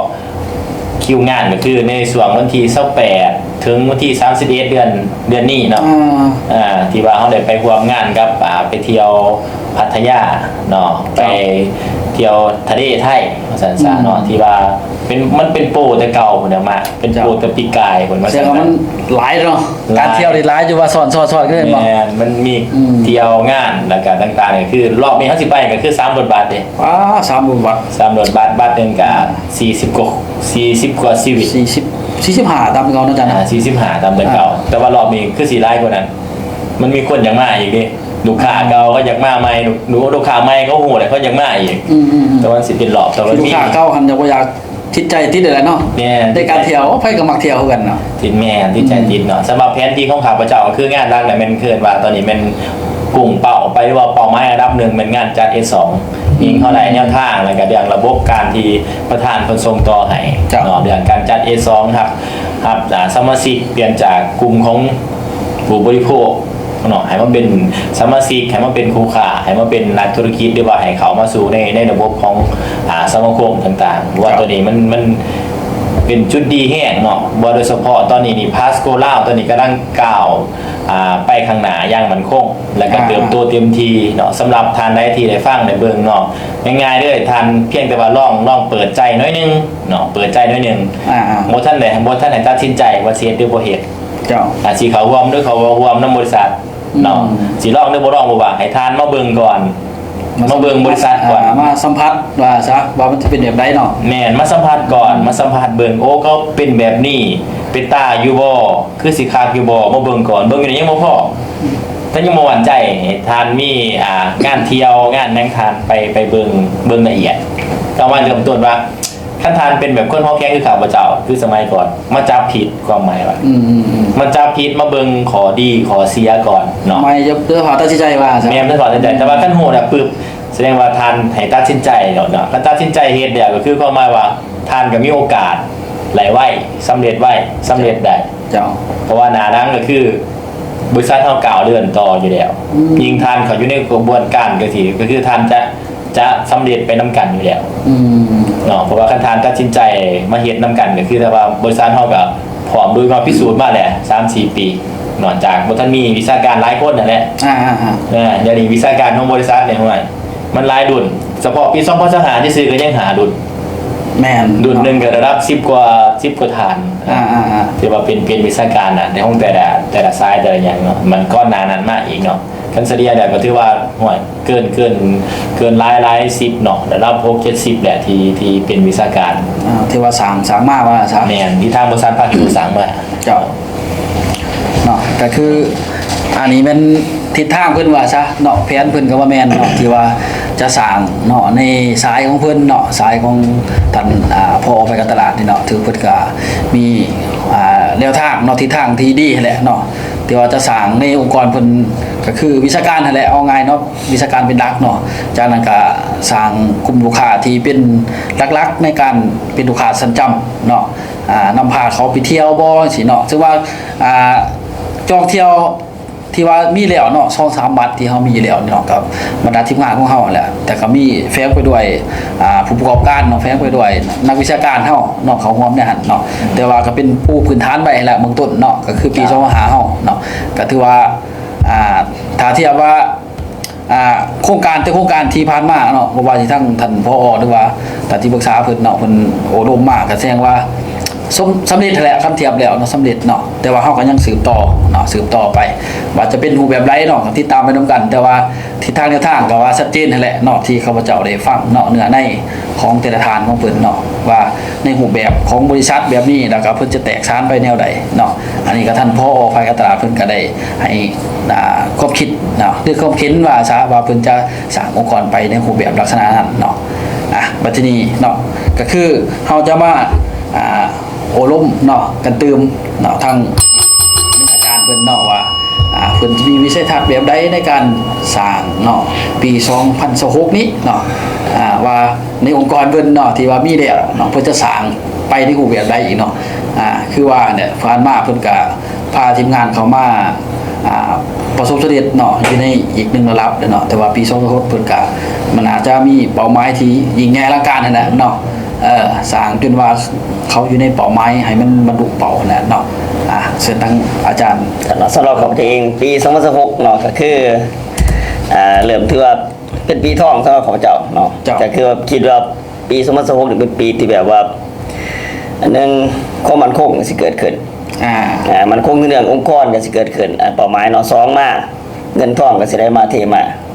แน่นอนในวิชาการแม่ยอดขายก็ต้องดีแน่นอนปีนี้คือปีนี้เป็นปีรวยอาจารย์แสดงว่าปีรวยเลยปีนี้พยากรณ์มาแล้วเนาะแม่นพยากรณ์โดยตนเองเลยไปคำสนวนใหม่ๆนี่บ่บอกซื้อเลยที่บ่ได้บอกซื้อบ่ได้เนาะก็คือหลักๆแล้วเนาะก็คือภายในเดือนที่1ตัวนี้เนาะก็คือเป้าหมายในตอนนี้ก็คือซ่อมแซมในคณะอันวิชาการที่เฮาพัฒนามาแล้วถือว่ามีแล้วว่าแม่นเพราะว่าลงเริ่มเปิดตลาดงั้นเมืองกับบ่ซักบ่ต่างๆสินะแล้วก็หลังจากกลับมาได้ท่องเที่ยวปุ๊บเนี่ยสิมีการประชุมกันแจ้งเลยมีการไปประชุมในคณะทีมงานที่มีทั้งเบิดที่เคยมาเรียนในบริษัททั้งเก่าทั้งใหม่ทั้งสิเป็นลูกค้าที่แบบว่าสนใจต่างๆเอามาประชุมกันก่อนเจ้าเพราะว่างแผนแล้วก็สิหมอเบียกคือเบิดว่างแล้วก็ในการดึงนับในการจัดโปรท่องเที่ยวในคณะทีมตรงนี้เห็นปี2016ว่าจะไปท่องเที่ยวคำสนวดบ่จังซี่อุดรจังซี่นะเจ้าอีสานใต้บ่ก็เบิ่งเป็นวาระคือกันว่ามันเหมาะสมที่จะไปบ่เจ้าแล้วก็ดึงคนเขาเรียนรู้ตามคอนระบบต่างๆเป้าหมายปีนี้นอกจากสร้างนี่ก็คือวิศวการบ่สร้างหลายจะสร้างประมาณ3คนสูงสุดเอาอีก3เนาะอย่าง3คนสูงสุดแกนเด้อที่แบบว่ามาด้วยตัวเปล่าคือยังกับชาวบ้านบ่ต้องมีหยังมากเดี๋ยวสิพาเฮ็ดเองเจ้าแต่ว่าครับเท่าใด1ท่านบ่เท่าหลายเปลืองงบประมาณแม่นคือเอา1ท่านไม่เรียนรู้2มาแล้วก็10สร้างในทึนเอาคนมาเรียนรู้จริงจังหาในทึนให้เขาในการเฮ็ดเบียกกับในทึนในอาจจะลงทุน15ต้นบ่30ต้นบ่การันตีให้เขาสร้างการตลาดมาแล้วก็ให้เข้าไปประกบกับในทึน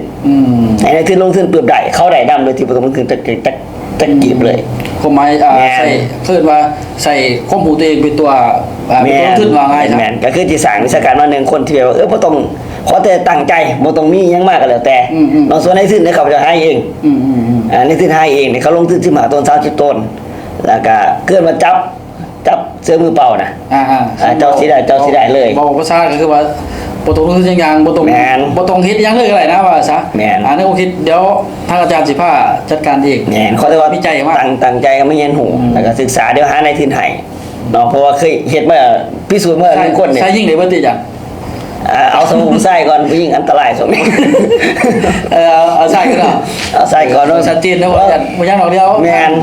ผู้ส้มเพิ่นมาฟังน่ะเพิ่นสมัครมายุ่งได้ดอกหญิงมาสมัครเอาใส่ก็นอกจากนั้นเอาใส่ก่อนเพราะว่าพิสูจน์ว่าในปีเนี่ยจะสร้างวิชาการเนี่ยออกรถนี่1คนเนาะที่แบบว่ามาด้วยตัวของเขาประจำรถเนาะเอาสมมุติคนโสดเลยตอนนี้สิเป้าหมายที่สร้างนี่อาจารย์ปั่นเดียวของปีเดียวตินี่แม่นที่สร้างนี่ให้ออกรถได้เลยภายในปีนี้จากที่แบบว่าทั้งกำไรทั้งรายได้ตรงนี้นั่นแหละเพราะว่าอันสร้างแล้วเป็นโมเดลก่อนผู้2ผู้3มันสิเสียลักษณะเดียวกันเอาไม่เห็นหัวเข้าใจหาในพื้นให้แล้วประกบบ่มีหยังมาเอาไปหยังไม่เห็นหัวพัฒนาแต่ของสร้างเก่าอาจารย์เนาะแม่นของสร้างที่ว่าเห็นไปแล้ว2005นี่มันเอาไงมันเวิร์กแล้วไงครับแม่นมันเวิร์ก2006มันก๊อปมันพาซื้อไปเลยก๊อปแล้วพาซื้อเลยแม่นก็คือตั้งใจจริงๆมาอยู่แบบนี้เลยเย็นโหพัฒนาเดี๋ยวหาลูกค้าให้หาในพื้นให้กินน้ำนอนน้ำเนาะครบเลยกินน้ำนอนคนละห้องที่ว่าสร้างที่ได้องค์กรเพิ่นว่าซะเนาะสร้างองค์กรเพิ่นเนาะเพิ่นว่าเพิ่นนำมาอยู่ห้องพักเดียวกันเอาง่ายซะเนาะห้องพักเดียวกันสามารถมาฝึกโดยเพิ่นว่ามาฝึกโดยระบบของบริษัทแหละเอาง่ายเนาะแล้วก็ลงขั้นตอนเรียนรู้ต่างๆว่าทุกอย่างเนาะเขาคนใจพร้อมแล้วเขาสิพัฒนาอีกจะบ่จำเป็นตรงยังดอกคนสิหาลูกค้าตัวเองหาได้ถึงตัวเองเขาเพียงแต่ว่าจะอยากสร้างชีวิตจริงหรือบ่ถ้ามานี่ปึ๊บได้โหลดได้เลยอาจารย์เจ้าเนาะมีแผนไปที่นี่เนาะอาจารย์ที่ต้นปีเนาะก็คือมีการต่อร่วมเนาะแต่ร่วมของคณะแม่นบ่ที่ทางประธานทุกชัยเนาะเพิ่นได้จัดกองประชุมเนาะภาคสรุปปีก็ว่าแม่นแล้วก็มีการวางแผนเรื่องทิศทางในอนาคตจะเฮ็ดแนวใดในการเที่ยวบ่ในการลงเวียกว่าต่างๆเนาะซึ่งว่าทางอาจารย์ได้ก็ได้รับเรื่องมาเนาะว่าจะลงในรูปแบบใดแม่นซึ่งว่ามีอย่างคง ลงเกี่ยวกับพวกสมาคมต่างๆบ่ลงพื้นที่เนี่ย แม่น บัดนี้อาจารย์ได้รับเรื่องราวมาแล้วมีแผนจะเดินแบบใดครับช่วงจะเกินมาหรือว่า แม่นก็คือสเต็ปแรกนะครับตอนนี้มอบให้ในคณะบริหารที่เพิ่นเรียนจบไปแล้วในการตอบรมสมุสิทธิ์ต่างๆแล้วก็ท่านไปก่อนไปแล้วเอาเจ้าวิชาการนี่เพิ่นเบิ่งเวียดนามเพื่อหยังเพื่อหลังจากที่เขาไปจะบ่เฮ็ดไปไทยอื่นแล้วเขาก็สามารถเฮ็ดได้ในกลุ่มนั้นเพราะจะมอบเวียกเลยหลังจากนั้นว่าเขาสามารถเฮ็ดเวียกได้จังได๋แล้วก็เป็นมอบเวียก ความหมายสิลงเวียกนี่แม้กระทั่งว่าอาจารย์บ่ได้ไปกับอาจารย์เนาะ แม่น แต่ว่ามันจะมีอาจจะเป็นวิชาการของอาจารย์ที่ว่าสร้างไว้บ่ แม่น เป็นผู้จัดงานไปท่า แม่น เอิ้นว่าร่วมงานไปท่าแล้วก็ประธานเพิ่นลงไปเวียก แม่น ลงไปเอิ้นว่าสอนเกี่ยวกับสมาคมแม่นบ่ แม่นแล้ว เป็นตัว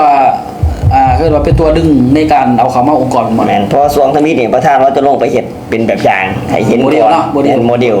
วันนี้ที่นี่เนาะก็คือเฮามีวิชาการหลายคนอยู่แล้วเด้ เจ้า ที่แบบว่าเมื่อเบิ่งเวียกเราเป็นสามารถเฮ็ดได้จังซี่นะ สามารถเฮ็ดตั้งเขาพเจ้าได้หรือว่าเฮ็ดบ่ได้เขาเจ้าต้องเองคือเก่านะแต่ว่าตอนนี้เขามีความมั่นใจว่าเขาเฮ็ดได้แน่นอนก็เป็นการดีเพราะว่าเขาต้องไปสร้างวิชาการกลุ่มใหม่อีกในการที่เฮ็ดเป็น H2 Center บ่ต่างๆ เจ้า ก็ที่มันจะได้ประชุมในคณะในการหมอบเบียกต่างๆ หลังจากที่จบจากไปเที่ยวพัทยามาแม่นสิได้ประชุมกันเรื่องนี้แล้วหมอบเบียกเพราะเขาสิได้เดินสร้างทีมขยายแล้วก็ในที่เนาะมันจะมีในการเฮ็ดเฮาเฮ็ดโปรโมชั่นท่องเที่ยวต่างๆนี่ก็แม่นในคณะกลุ่มแล้วเขาก็พร้อมที่จะเฮ็ดแล้วตอนนี้ เจ้า จัดโปรต่างๆเที่ยวต่างๆเฉพาะกลุ่มมันก็สิเฮ็ดเลย แสดงว่าอาจารย์ได้ไปเอิ้นว่าพากันมาโอรมในระดับหนึ่งเนาะ แม่น แต่ว่ายังบ่ทันอาจารย์จะมีกองประชุมหนึ่งของคณะของอาจารย์อีกเป็นบ่ แม่น ที่จะให้เขามาทำเข้าใจเติมเนาะเกี่ยวกับทิศทางสมสมเป็นบ่ แม่นเริ่มต้นปี2016นี่หนึ่งเนาะเฮาหลังจากที่จบกลับจากท่องเที่ยวประชุมในการวางแผนแล้วก็ทุกสิ้นเดือนต้องมีการสรุปเดือน เจ้า ว่าที่ผ่านมานี่เฮ็ดหยังเกิดขึ้นแน่มีองค์กรนี่คือทุกคนได้เงินเท่าไหร่มียอดขายเท่าไหร่แบบมัน โต๊ะจีนไปเลยว่า แม่น เจ้ามาอยู่ของเดือนหนึงแต่เฮ็ดเวียกมันนี่ได้เงินบ่หรือว่าเขาบ่ได้เงินนี่คนได้บ่ แม่นเพราะว่าเขาจะดึงคณะกรรมการเก่าๆมานี่ เจ้า มารวมกันใหม่มาวางแผนลงเวียกแล้วก็มอบเวียกกับคณะวิชาการว่าเสียเวียกกับพอดีบ่ ให้เลือกเอาเองว่า แม่นให้มันระเบียบชัดเจนมาเลย ให้เลือกเอาเองว่า เจ้าสิเฮ็ดแบบไรเฮ็ดผู้เองบ่ ถ้าเฮ็ดปุ๊บนี่สิ้นเดือนไปปั๊บนี่มีการประชุมอีกสรุปว่าที่ผ่านมานี่มันเกิดยังขึ้นแน่ที่เจ้าเห็นกับเขามันต้องแบบนี้มันจะคนจึงสิได้เงินองค์กรจะเติบโต อันนี้แผน2016นี่ถือว่าเวียกหลายคือกัน ถือว่าแผน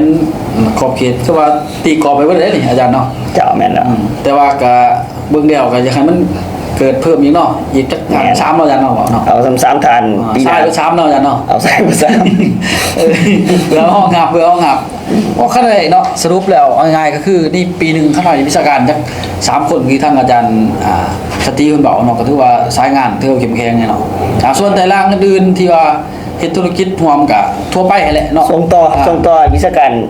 ก็อีกไม่หรอก แม่น คือว่า เขาจะได้แต่ครับ4คนนี่พ่อ มันมีหัวหน้าห้วยและหัวหน้าจูเลย แม่น ต่อลงไปเนาะต่อลงไป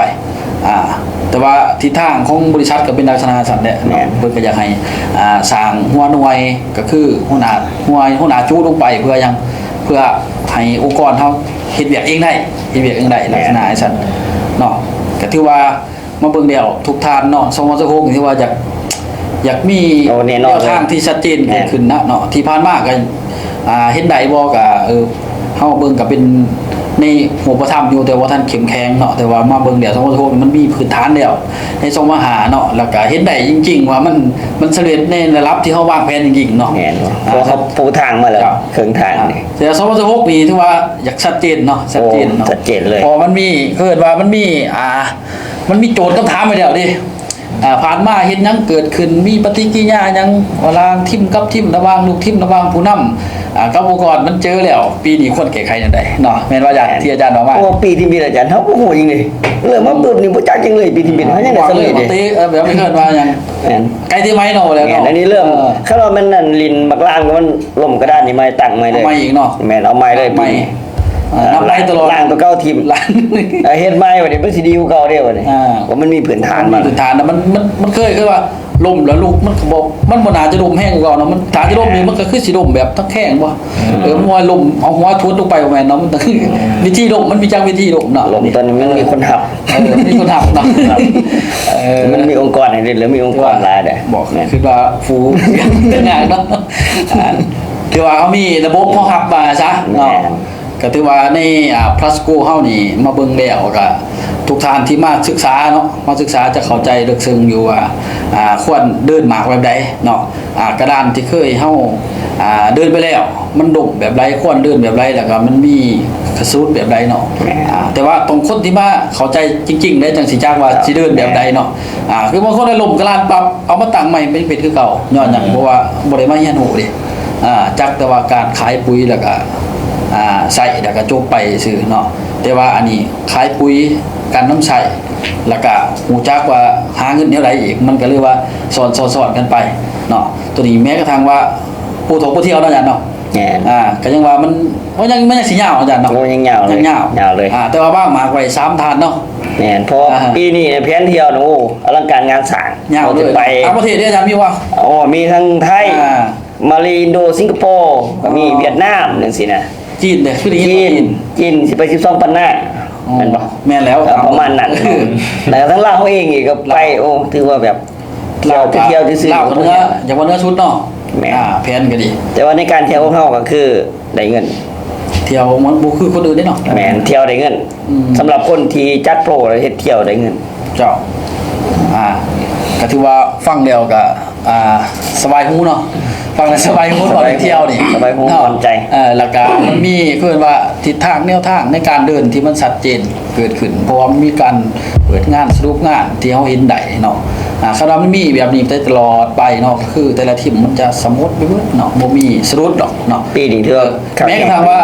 สรุปก็แต่ว่าสรุปในขอบเขตซื่อๆว่าซะบ่สามารถบรรลุละลายเอาง่ายซะเนาะเพราะว่ามันมีองค์ประกอบที่ควบคุมและคุ้มครองอยู่แล้วเนาะคือระบบก็หนึ่งระบบ3 1 P Academy 2มาระบบ P125เนาะสิเป็นทางประธานทุกใช้เนาะที่เพิ่นได้เขียนกรอบออกมาเนี่ยเพื่อคุ้มครองเนาะแต่ละทีมแต่ละทานเนาะแต่ละสหายที่ว่าแต่คำว่าเป็นคณะของเฮาเนี่ยเนาะตัวนี้ก็เป็นถือว่ากรอบสำคัญเอาง่ายซะส่วนนอกกรอบไปหันก็แล้วแต่บ่เป็นหยังเนาะแต่ว่าควรอยู่ในกรอบคือคนที่จะเติบโต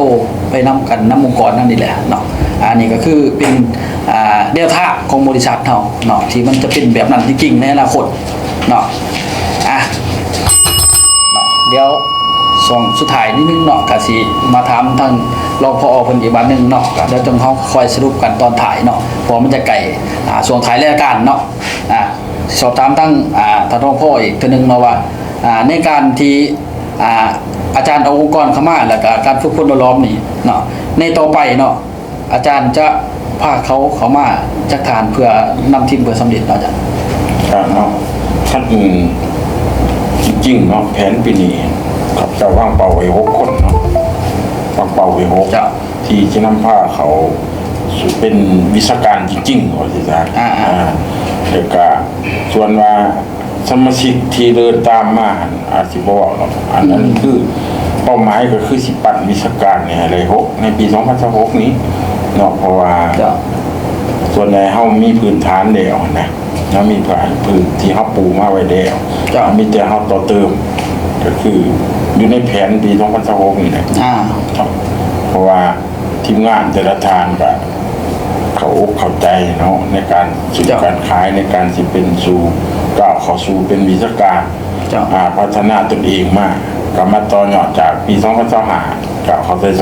2026นะก็ถือว่าเขาก็เข้าใจสมควร เพื่อสิต่อยอดเจ้าของยกระดับเจ้าของขึ้นมานะเพื่อสร้างธุรกิจด้วยตนเองเนี่ยนะก็ถือว่าแผนข้าพเจ้าก็มีสำนักเนาะบางแผนต่อหน้าสำนัก ก็คือคนที่จะมามาเรียนหูเติมที่ว่าอาจารย์ว่างแล้ว6ฐานเนาะก็คือ ปีนี้แม่นเพิ่นนี่ก็คือจะได้จัดงานเป็นจูบินอยบ่อาจารย์ที่วางแผนแล้ว เป็นคณะ ให้เพื่ออย่างเพื่อให้เขาเข้าใจในการทำงานบ่อาจารย์ แม่นเพื่อให้เข้าใจแล้วก็คุ้มครองคนที่มากับเขาเองนั่นแหละ เพราะว่า คือสปส6นี่ก็คืออาจารย์ได้เห็นแล้วเนาะว่าแผนของบริษัทเนาะที่ว่าเพิ่นจะมีการลงเคลื่อนไว้ระบบ P125 เนาะก็คือสร้างสมาคมนี่แหละเป็นหลักเพื่อที่ว่าดึงเข้ามาให้บ่จ้ะในจุดนี้แม่น6ท่านนี่แม่นจะได้ทำงานรอท่าแม่นบ่ ทำงานรอท่า เพื่อเอาเข้ามาในองค์กรของอาจารย์บ่ ครับ หากมั่นใจว่า6ท่านน่าจะเป็นชัดเจนเนาะ ชัดเจน เป้าหมายที่ว่าชัดเจนเนาะอาจารย์ ชัด เนาะ เจนนะ ถือว่าฟังเดียวนี่ก็บ่ธรรมดาได้สันเนาะ6ฐานเนาะอาจารย์สตี3เนาะอันนี้6ก็แสดงว่า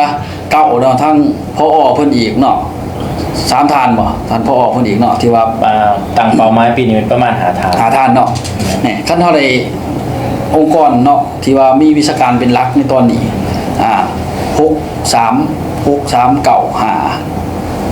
14ฐานเนาะ14ฐานก็ถือว่าองค์กรเฮาถือว่าแข็งได้เติบโตกว่าเก่าเนาะเติบโตกว่าเก่าแล้วก็สิมีคือว่าผู้นำจริงๆที่เกิดขึ้นเนาะที่ว่าเป็นหลักแกนสารของบริษัทจริงๆนี่สิเฮ็ดให้องค์กรเฮานี่เติบโตไปนํกันนี่ถือว่าบ่ไกลกันเอื้อมว่าแล้วเนาะย้อนหยังเพราะว่าเฮามีการเรียนรู้มีการฝึกฝนทดลองมีการเอาเข้ามาเดินงานจริงๆในที่นี้เนาะในที่นี้ในการเดินนี้ก็ปราศจากบ่ได้เนาะ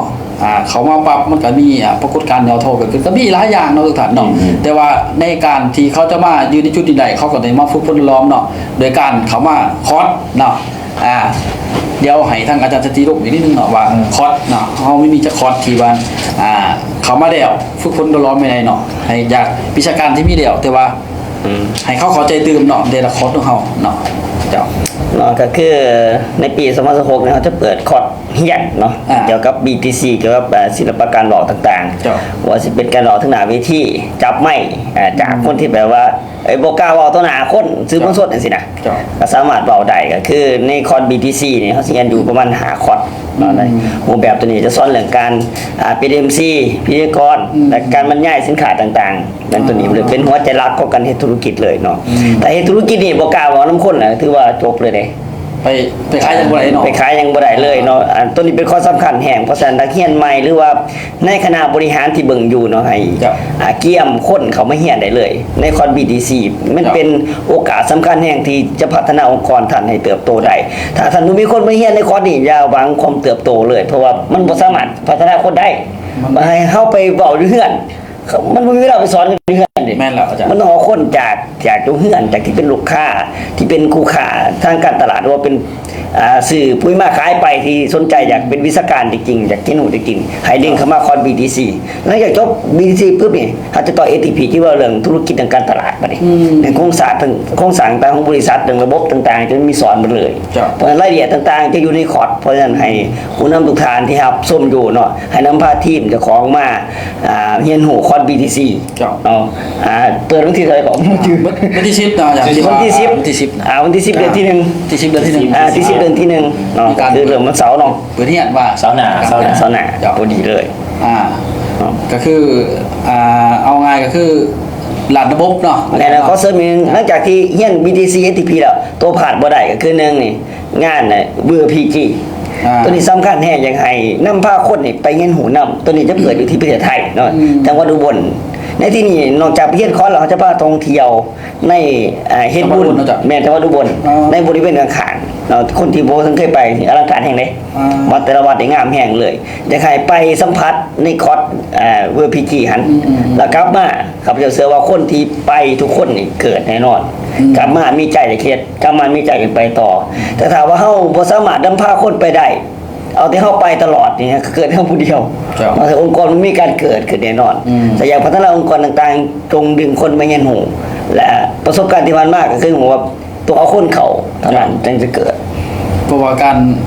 การสอนคนมันก็คือบ่แม่นว่าผู้ใดผู้หนึงที่สอนได้นั่นน่ะ แม่นมันต้องว่ามีหลายภาคส่วนเขาเป็นจุดดึงดูดเขาเนาะบางคนค่อยบ่มักผู้นี้ค่อยมักผู้นี้เข้ามาเพราะว่ามันสามารถไปสื่อสารกันก็ถือว่าอยู่ร่วมกันได้ว่าเพราะว่าการที่ดึงที่งานมีเงินหน่วยนึงเขาจะได้พบสังคมในสมาคมเดียวกันครอบครัวเดียวกันแล้วก็ในบรรดาอาจารย์ต่างๆที่เขาบ่ฮู้แล้วเขาสามารถสอบถามได้หมดเลยถามว่าเอาก็พอโตๆสิเขาบ่มีเวลามาเรียนแล้วก็ในการที่จะพัฒนาคนมันจะสาลง ถ้าบ่สามารถดึงคนเข้ามาบริษัทได้บ่สามารถเข้ามาในกิจกรรมได้อันนั้นถือว่าเป็นจุดจบของการเฮ็ดธุรกิจบ่เกิด นี่ก็ถือว่ามีความเสี่ยงเนาะอาจารย์เนาะ แม่น ถามว่าเอาง่ายคือถ้าปากเปิดธุรกิจเปิด แม่น ตามใดที่ปากก็เปิดธุรกิจกับบ่ต้องมองหาเนาะก็คือทางอาจารย์บอกแล้วมาเรียน PTC เพื่อหยังมาเบิ่งเขาเอิ้นว่าสร้างตัวเองนี่เป็นตัวอีหยังเนาะสามารถสิขายสิขาดคันบอกว่าเป็นเด้อสิขายได้บ่ได้เนาะอาจารย์เนาะฉันว่ามันต้องมาฝึกจากเบ้าเข้าไปหากับผู้ที่2ผู้ที่3ให้ได้ตามใดที่ทานบ่สามารถไปสื่อสารกับคนที่2ที่3ได้บ่ต้องขายเครื่องขายหยังก็อย่าบ่ต้องไปขายมันขายบ่ได้อยู่แล้วเนาะสารว่าถ้าทานมาเรียน PTC เนาะสรุปง่ายๆคือมันสามารถเฮ็ดให้ตัวตนของทานสามารถสร้างเขาโดยคาแรคเตอร์ตัวเองมีตัวใดมันจะเห็นเองในมือนั้นเนาะเพราะว่ามีคอร์สคือหาคอร์สที่บริษัทเฮาเขียนโครงสร้างออกมานี่เพื่อหยังเพื่อว่ามาเปิดภูมิตัวเองนั่นแหละเนาะมาเปิดตัวเองมาเปิดตัวตนเจ้าว่าเจ้ามีดีหยังกับตัวเจ้าเองเนาะบางคนนี่เว้าเก่งบางคนจับไม่ได้บางคนสามารถไปสื่อสารกับคนอื่นได้แต่ว่าจุดนี้เวลาบอกขายบอกค่าบัดบอกบ่เป็นเนาะแต่ว่ามาอยู่ในพลัสโกนี่เพิ่นจะสอนให้เข้าใจเบิดเนาะการยืนการไปการมาการแต่งกายการอยู่ร่วมสังคมแบบใดเนาะการดำเนินธุรกิจถูกต้องตามกฎหมายแบบใดเนาะเพิ่นจะสอนเฮาเบิดทุกอย่างแล้วเฮาก็สามารถไปสื่อสารได้จริงๆเนาะที่เห็นได้เนาะที่การสร้างองค์กรเนาะที่ผ่านมาเนาะบ่ว่าสิเป็นPTC หรือต่อมาสิเป็นSTP เนาะหรือว่าสิเป็นเวิร์ด PG ต่างๆนี่ใน3คอร์สที่เป็นคอร์สที่สำคัญที่สุดเนาะในการสร้างธุรกิจเนาะหรือว่าสร้างองค์กรที่ว่าหลายๆบริษัทเขาก็ยังบ่เป็นแต่ว่ามันเป็นไปบ่ได้ย้อนหยังเพราะว่าเขาบ่ได้มาเข้าใจลึกซึ้งเนาะแบบตัวบริษัทของ Pascola เฮานี่เนาะแต่ว่าบัดทีนี้เนาะก็คือผู้นำของเฮานี้เฮ็ดได้ย้อนหยังย้อนว่าเฮามีการปรึกษาหารือมีการต่อร่วมมีการเกินว่าออกความคิดความเห็นกันเนาะว่าเฮ็ดแนวใดสิเฮ็ดให้องค์กรเฮาเติบโตเฮ็ดแนวใดสิเฮ็ดให้สมาชิกเข้ามาซื้อสินค้าแล้วมีเงินกลับคืนมาแบบใดมีโครงการหยังรองรับเนาะล่ะสิไปเที่ยวฟรีแนวใดเนาะตัวนี้ข้าพเจ้าก็สรุปเฮ็ดง่ายๆเนาะว่าในพาสโกลาเฮาแม่นเพิ่นเนาะเขียนกฎเนาะขอบเขตออกมาหรือว่าแนวทางนโยบายต่างแม่นชัดเจนจริงๆเนาะถูกต้องถูกใจและถูกกฎหมายจริงๆตัวนี้เนาะในการเที่ยวก็ให้ได้เที่ยวจริงๆเนาะในการรับโบนัสในการปาร์ตี้ต่างๆเนาะม่วนจังซี่เนาะหรือว่าสร้างอาชีพจริงๆเกิดขึ้นมันก็มีจริงๆเนาะอยู่ในพาสโกลาเนาะสันว่าในจุดนี้เนาะหลายทานเนาะที่มาเห็นเนาะได้มาสัมผัสแล้วข้าพเจ้าเชื่อมั่นว่าเขาจะกลับมาเป็นครูความธุรกิจเฮาอีกครั้งหนึ่งแน่นอนเนาะเพราะว่าด้านการสื่อสารของพลัสโกเฮาเนาะแม่นถูกต้องถูกใจถูกกฎหมายจริงๆเนาะอันนี้แม่นทิศทางในทางหรือว่านโยบายของบริษัทเฮาก็เห็นได้แนวนั้นเนาะถือว่าในรายการของเฮาในมื้อนี้เนาะก็สรุปง่ายๆก็คือมี2ข้อหลักๆคือบอกแน่เนาะว่า1คือการสรุป2025 2มากก็คือการคือว่าปี2026เนาะทิศทางในทางที่เฮ็ดในใดนโยบายของบริษัทเป็นแบบใดเนาะเพิ่นทางคณะของเฮาเนาะสามฐานเพิ่นเนาะที่ว่าในร่วมกิจกรรมของเฮาหรือว่าในงานของเฮามื้อนี้เนาะในรายการของเฮานี้เนาะเพิ่นก็ได้มาสื่อสารเฮาเห็นแล้วว่าเพิ่นจะพาองค์กรของเพิ่นแนวใดเนาะโดยเฉพาะเนาะทีมงานของเพิ่นเนาะโดยเฉพาะสมาชิกของเพิ่นเนาะที่เขามาเห็นแล้วเนาะให้ฟังแล้วนี่คือทิศทางของเพิ่นจะพาทุกท่านได้เดินไปในจุดที่ใกล้ส่าใดเนาะท่านกับเขามาไปศึกษาเบิ่งเนาะเพราะว่าเพิ่นได้มีทิศทางสิชัดเจนแล้วว่างกรอบมาแล้วว่าเพิ่นจะเอาวิชาการจักทานเนาะทีมพ่อเพิ่นสิเอาจักทานทีมที่ปรึกษาหรือว่าท่านรองต่างเนาะเพิ่นก็มีว่างออกแล้วเนาะและเพิ่นจะเฮ็ดจริงๆเกิดขึ้นในปี2026แบบนั้นเนาะเพื่อสร้างองค์กรของเพิ่นเติบโตและบริษัทเนาะให้อยู่แบบเพิ่นว่าแบบครอบครัวและก็มีผลสำเร็จไปด้วยกันปี2026เนาะแล้วติดตามไปด้วยกันเนาะตอนถ่ายปี2026ว่ามันจะมีรูปแบบใดเกิดขึ้นเนาะและมีพบสำเร็จในใดเนาะเฮาก็มีการสรุปในงานให้ทุกท่านได้เห็นได้ฟังไว้ด้วยกันอีกรอบนึงเนาะมันจะมีรายการนี้เกิดขึ้นในถ่ายปี2026ของเฮาในลักษณะนั้นเนาะถือว่านี่ก็ถ่ายสุดของรายการเนาะก็มีแต่อยากให้ทั้งคณะของเฮาเนาะมีหยังฝากทั้งรายการบ่มีสมาชิกเข้าหรือว่าผู้ประกอบการใหม่ๆที่จะเข้าร่วมเนาะฝากทั้งรายการเฮาไว้เลยเนาะเชิญทางพอก่อนนะจ๊ะ มาหอดสวงท้ายเนาะ เจ้า สำหรับข้าพเจ้าเองเนาะในนามของพอบริษัทพาสโกดาวเนาะก็อยากให้ข้อมูลเกี่ยวกับทุกท่านที่ได้เขามาส้มเนาะได้เขามาฟังเนาะหรือว่าเป็นของสมาชิกของบริษัทพาสโกหรือว่าเป็นลูกค้าเนาะที่เห็นก็คือเรื่องความมั่นคงเรื่องความที่ถูกต้องถูกใจถูกกฎหมายคือทั้งบริษัทพาสโกดาวมีให้แล้วเนาะก็คือทุกสิ่งทุกอย่างมันก็เป็นความสมบูรณ์แบบแล้วสันซาเนาะบางทีเรือก็มีตรฐานนั่นไงเขามาศึกษามาเรียนรู้แล้วก็มีข้อสงสัยต่างๆหรือว่ายังบ่ทันมีความเข้าใจเรื่องใดก็เขามาพัวพันหรือว่าเขามาสอบถามเกี่ยวกับผู้นำหรือว่าทั้งบริษัทเฮาได้เนาะเพราะว่าบริษัทเฮาก็ยินดีให้คำปรึกษาทุกๆอย่างเลยเนาะเกี่ยวกับว่าสิเป็นเรื่องสินค้าเรื่องเกี่ยวกับแผนงานเรื่องทุกอย่างเลยเนาะเกี่ยวกับพาสโกของเฮาจะให้คำปรึกษาได้ในการอย่าลืมผู้ใดไกลไปไกลมากก็อย่าลืมมาหามาเยี่ยมมาหาทางพวกเขาได้เนาะอยู่สำนักงานของเขาในต่างอยู่บ้านแก้วสัมพันธ์อยู่แฟนซิมอลนี่เนาะสำหรับข้าพเจ้าเองเนี่ย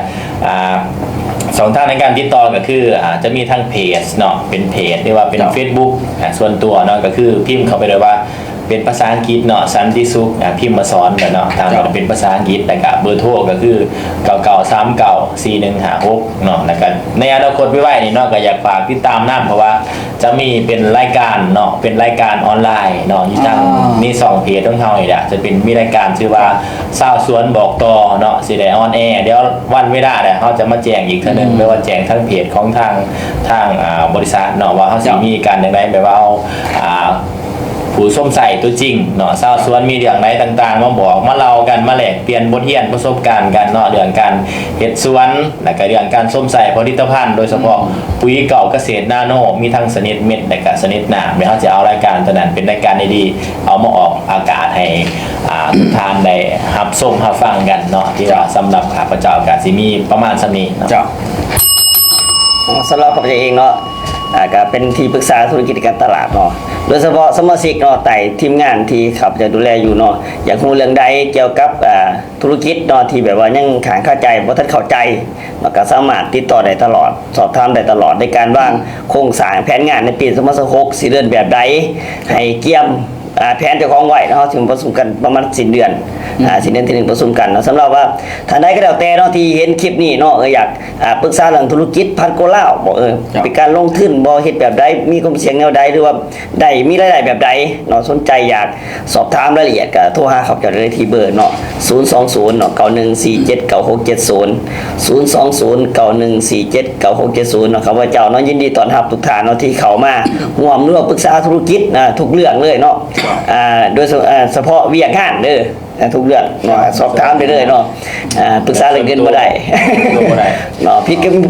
บผัวพิดกับเบี้ยมาหาเขาจะบ่ได้เลยตัวนี้เนาะมีแต่ว่า ประสบการณ์ท่านมีเนาะ แม่นประสบการณ์ท่านมีบอกท่านได้แต่ถ้าว่าอยากค้าขายบ่อยากลงทุนบ่อยากร่วมธุรกิจนำบ่ได้ปรึกษาได้เลยเนาะโดยเฉพาะเป็นทีมงานที่กำลังวางแผนกันอยู่เนาะอยากเติบโตวางแผนปี2026เฮาสิมีเงินแบบใดเฮาสิรวยแบบใดมาซะในบริษัทนี่ให้มาปรึกษากัน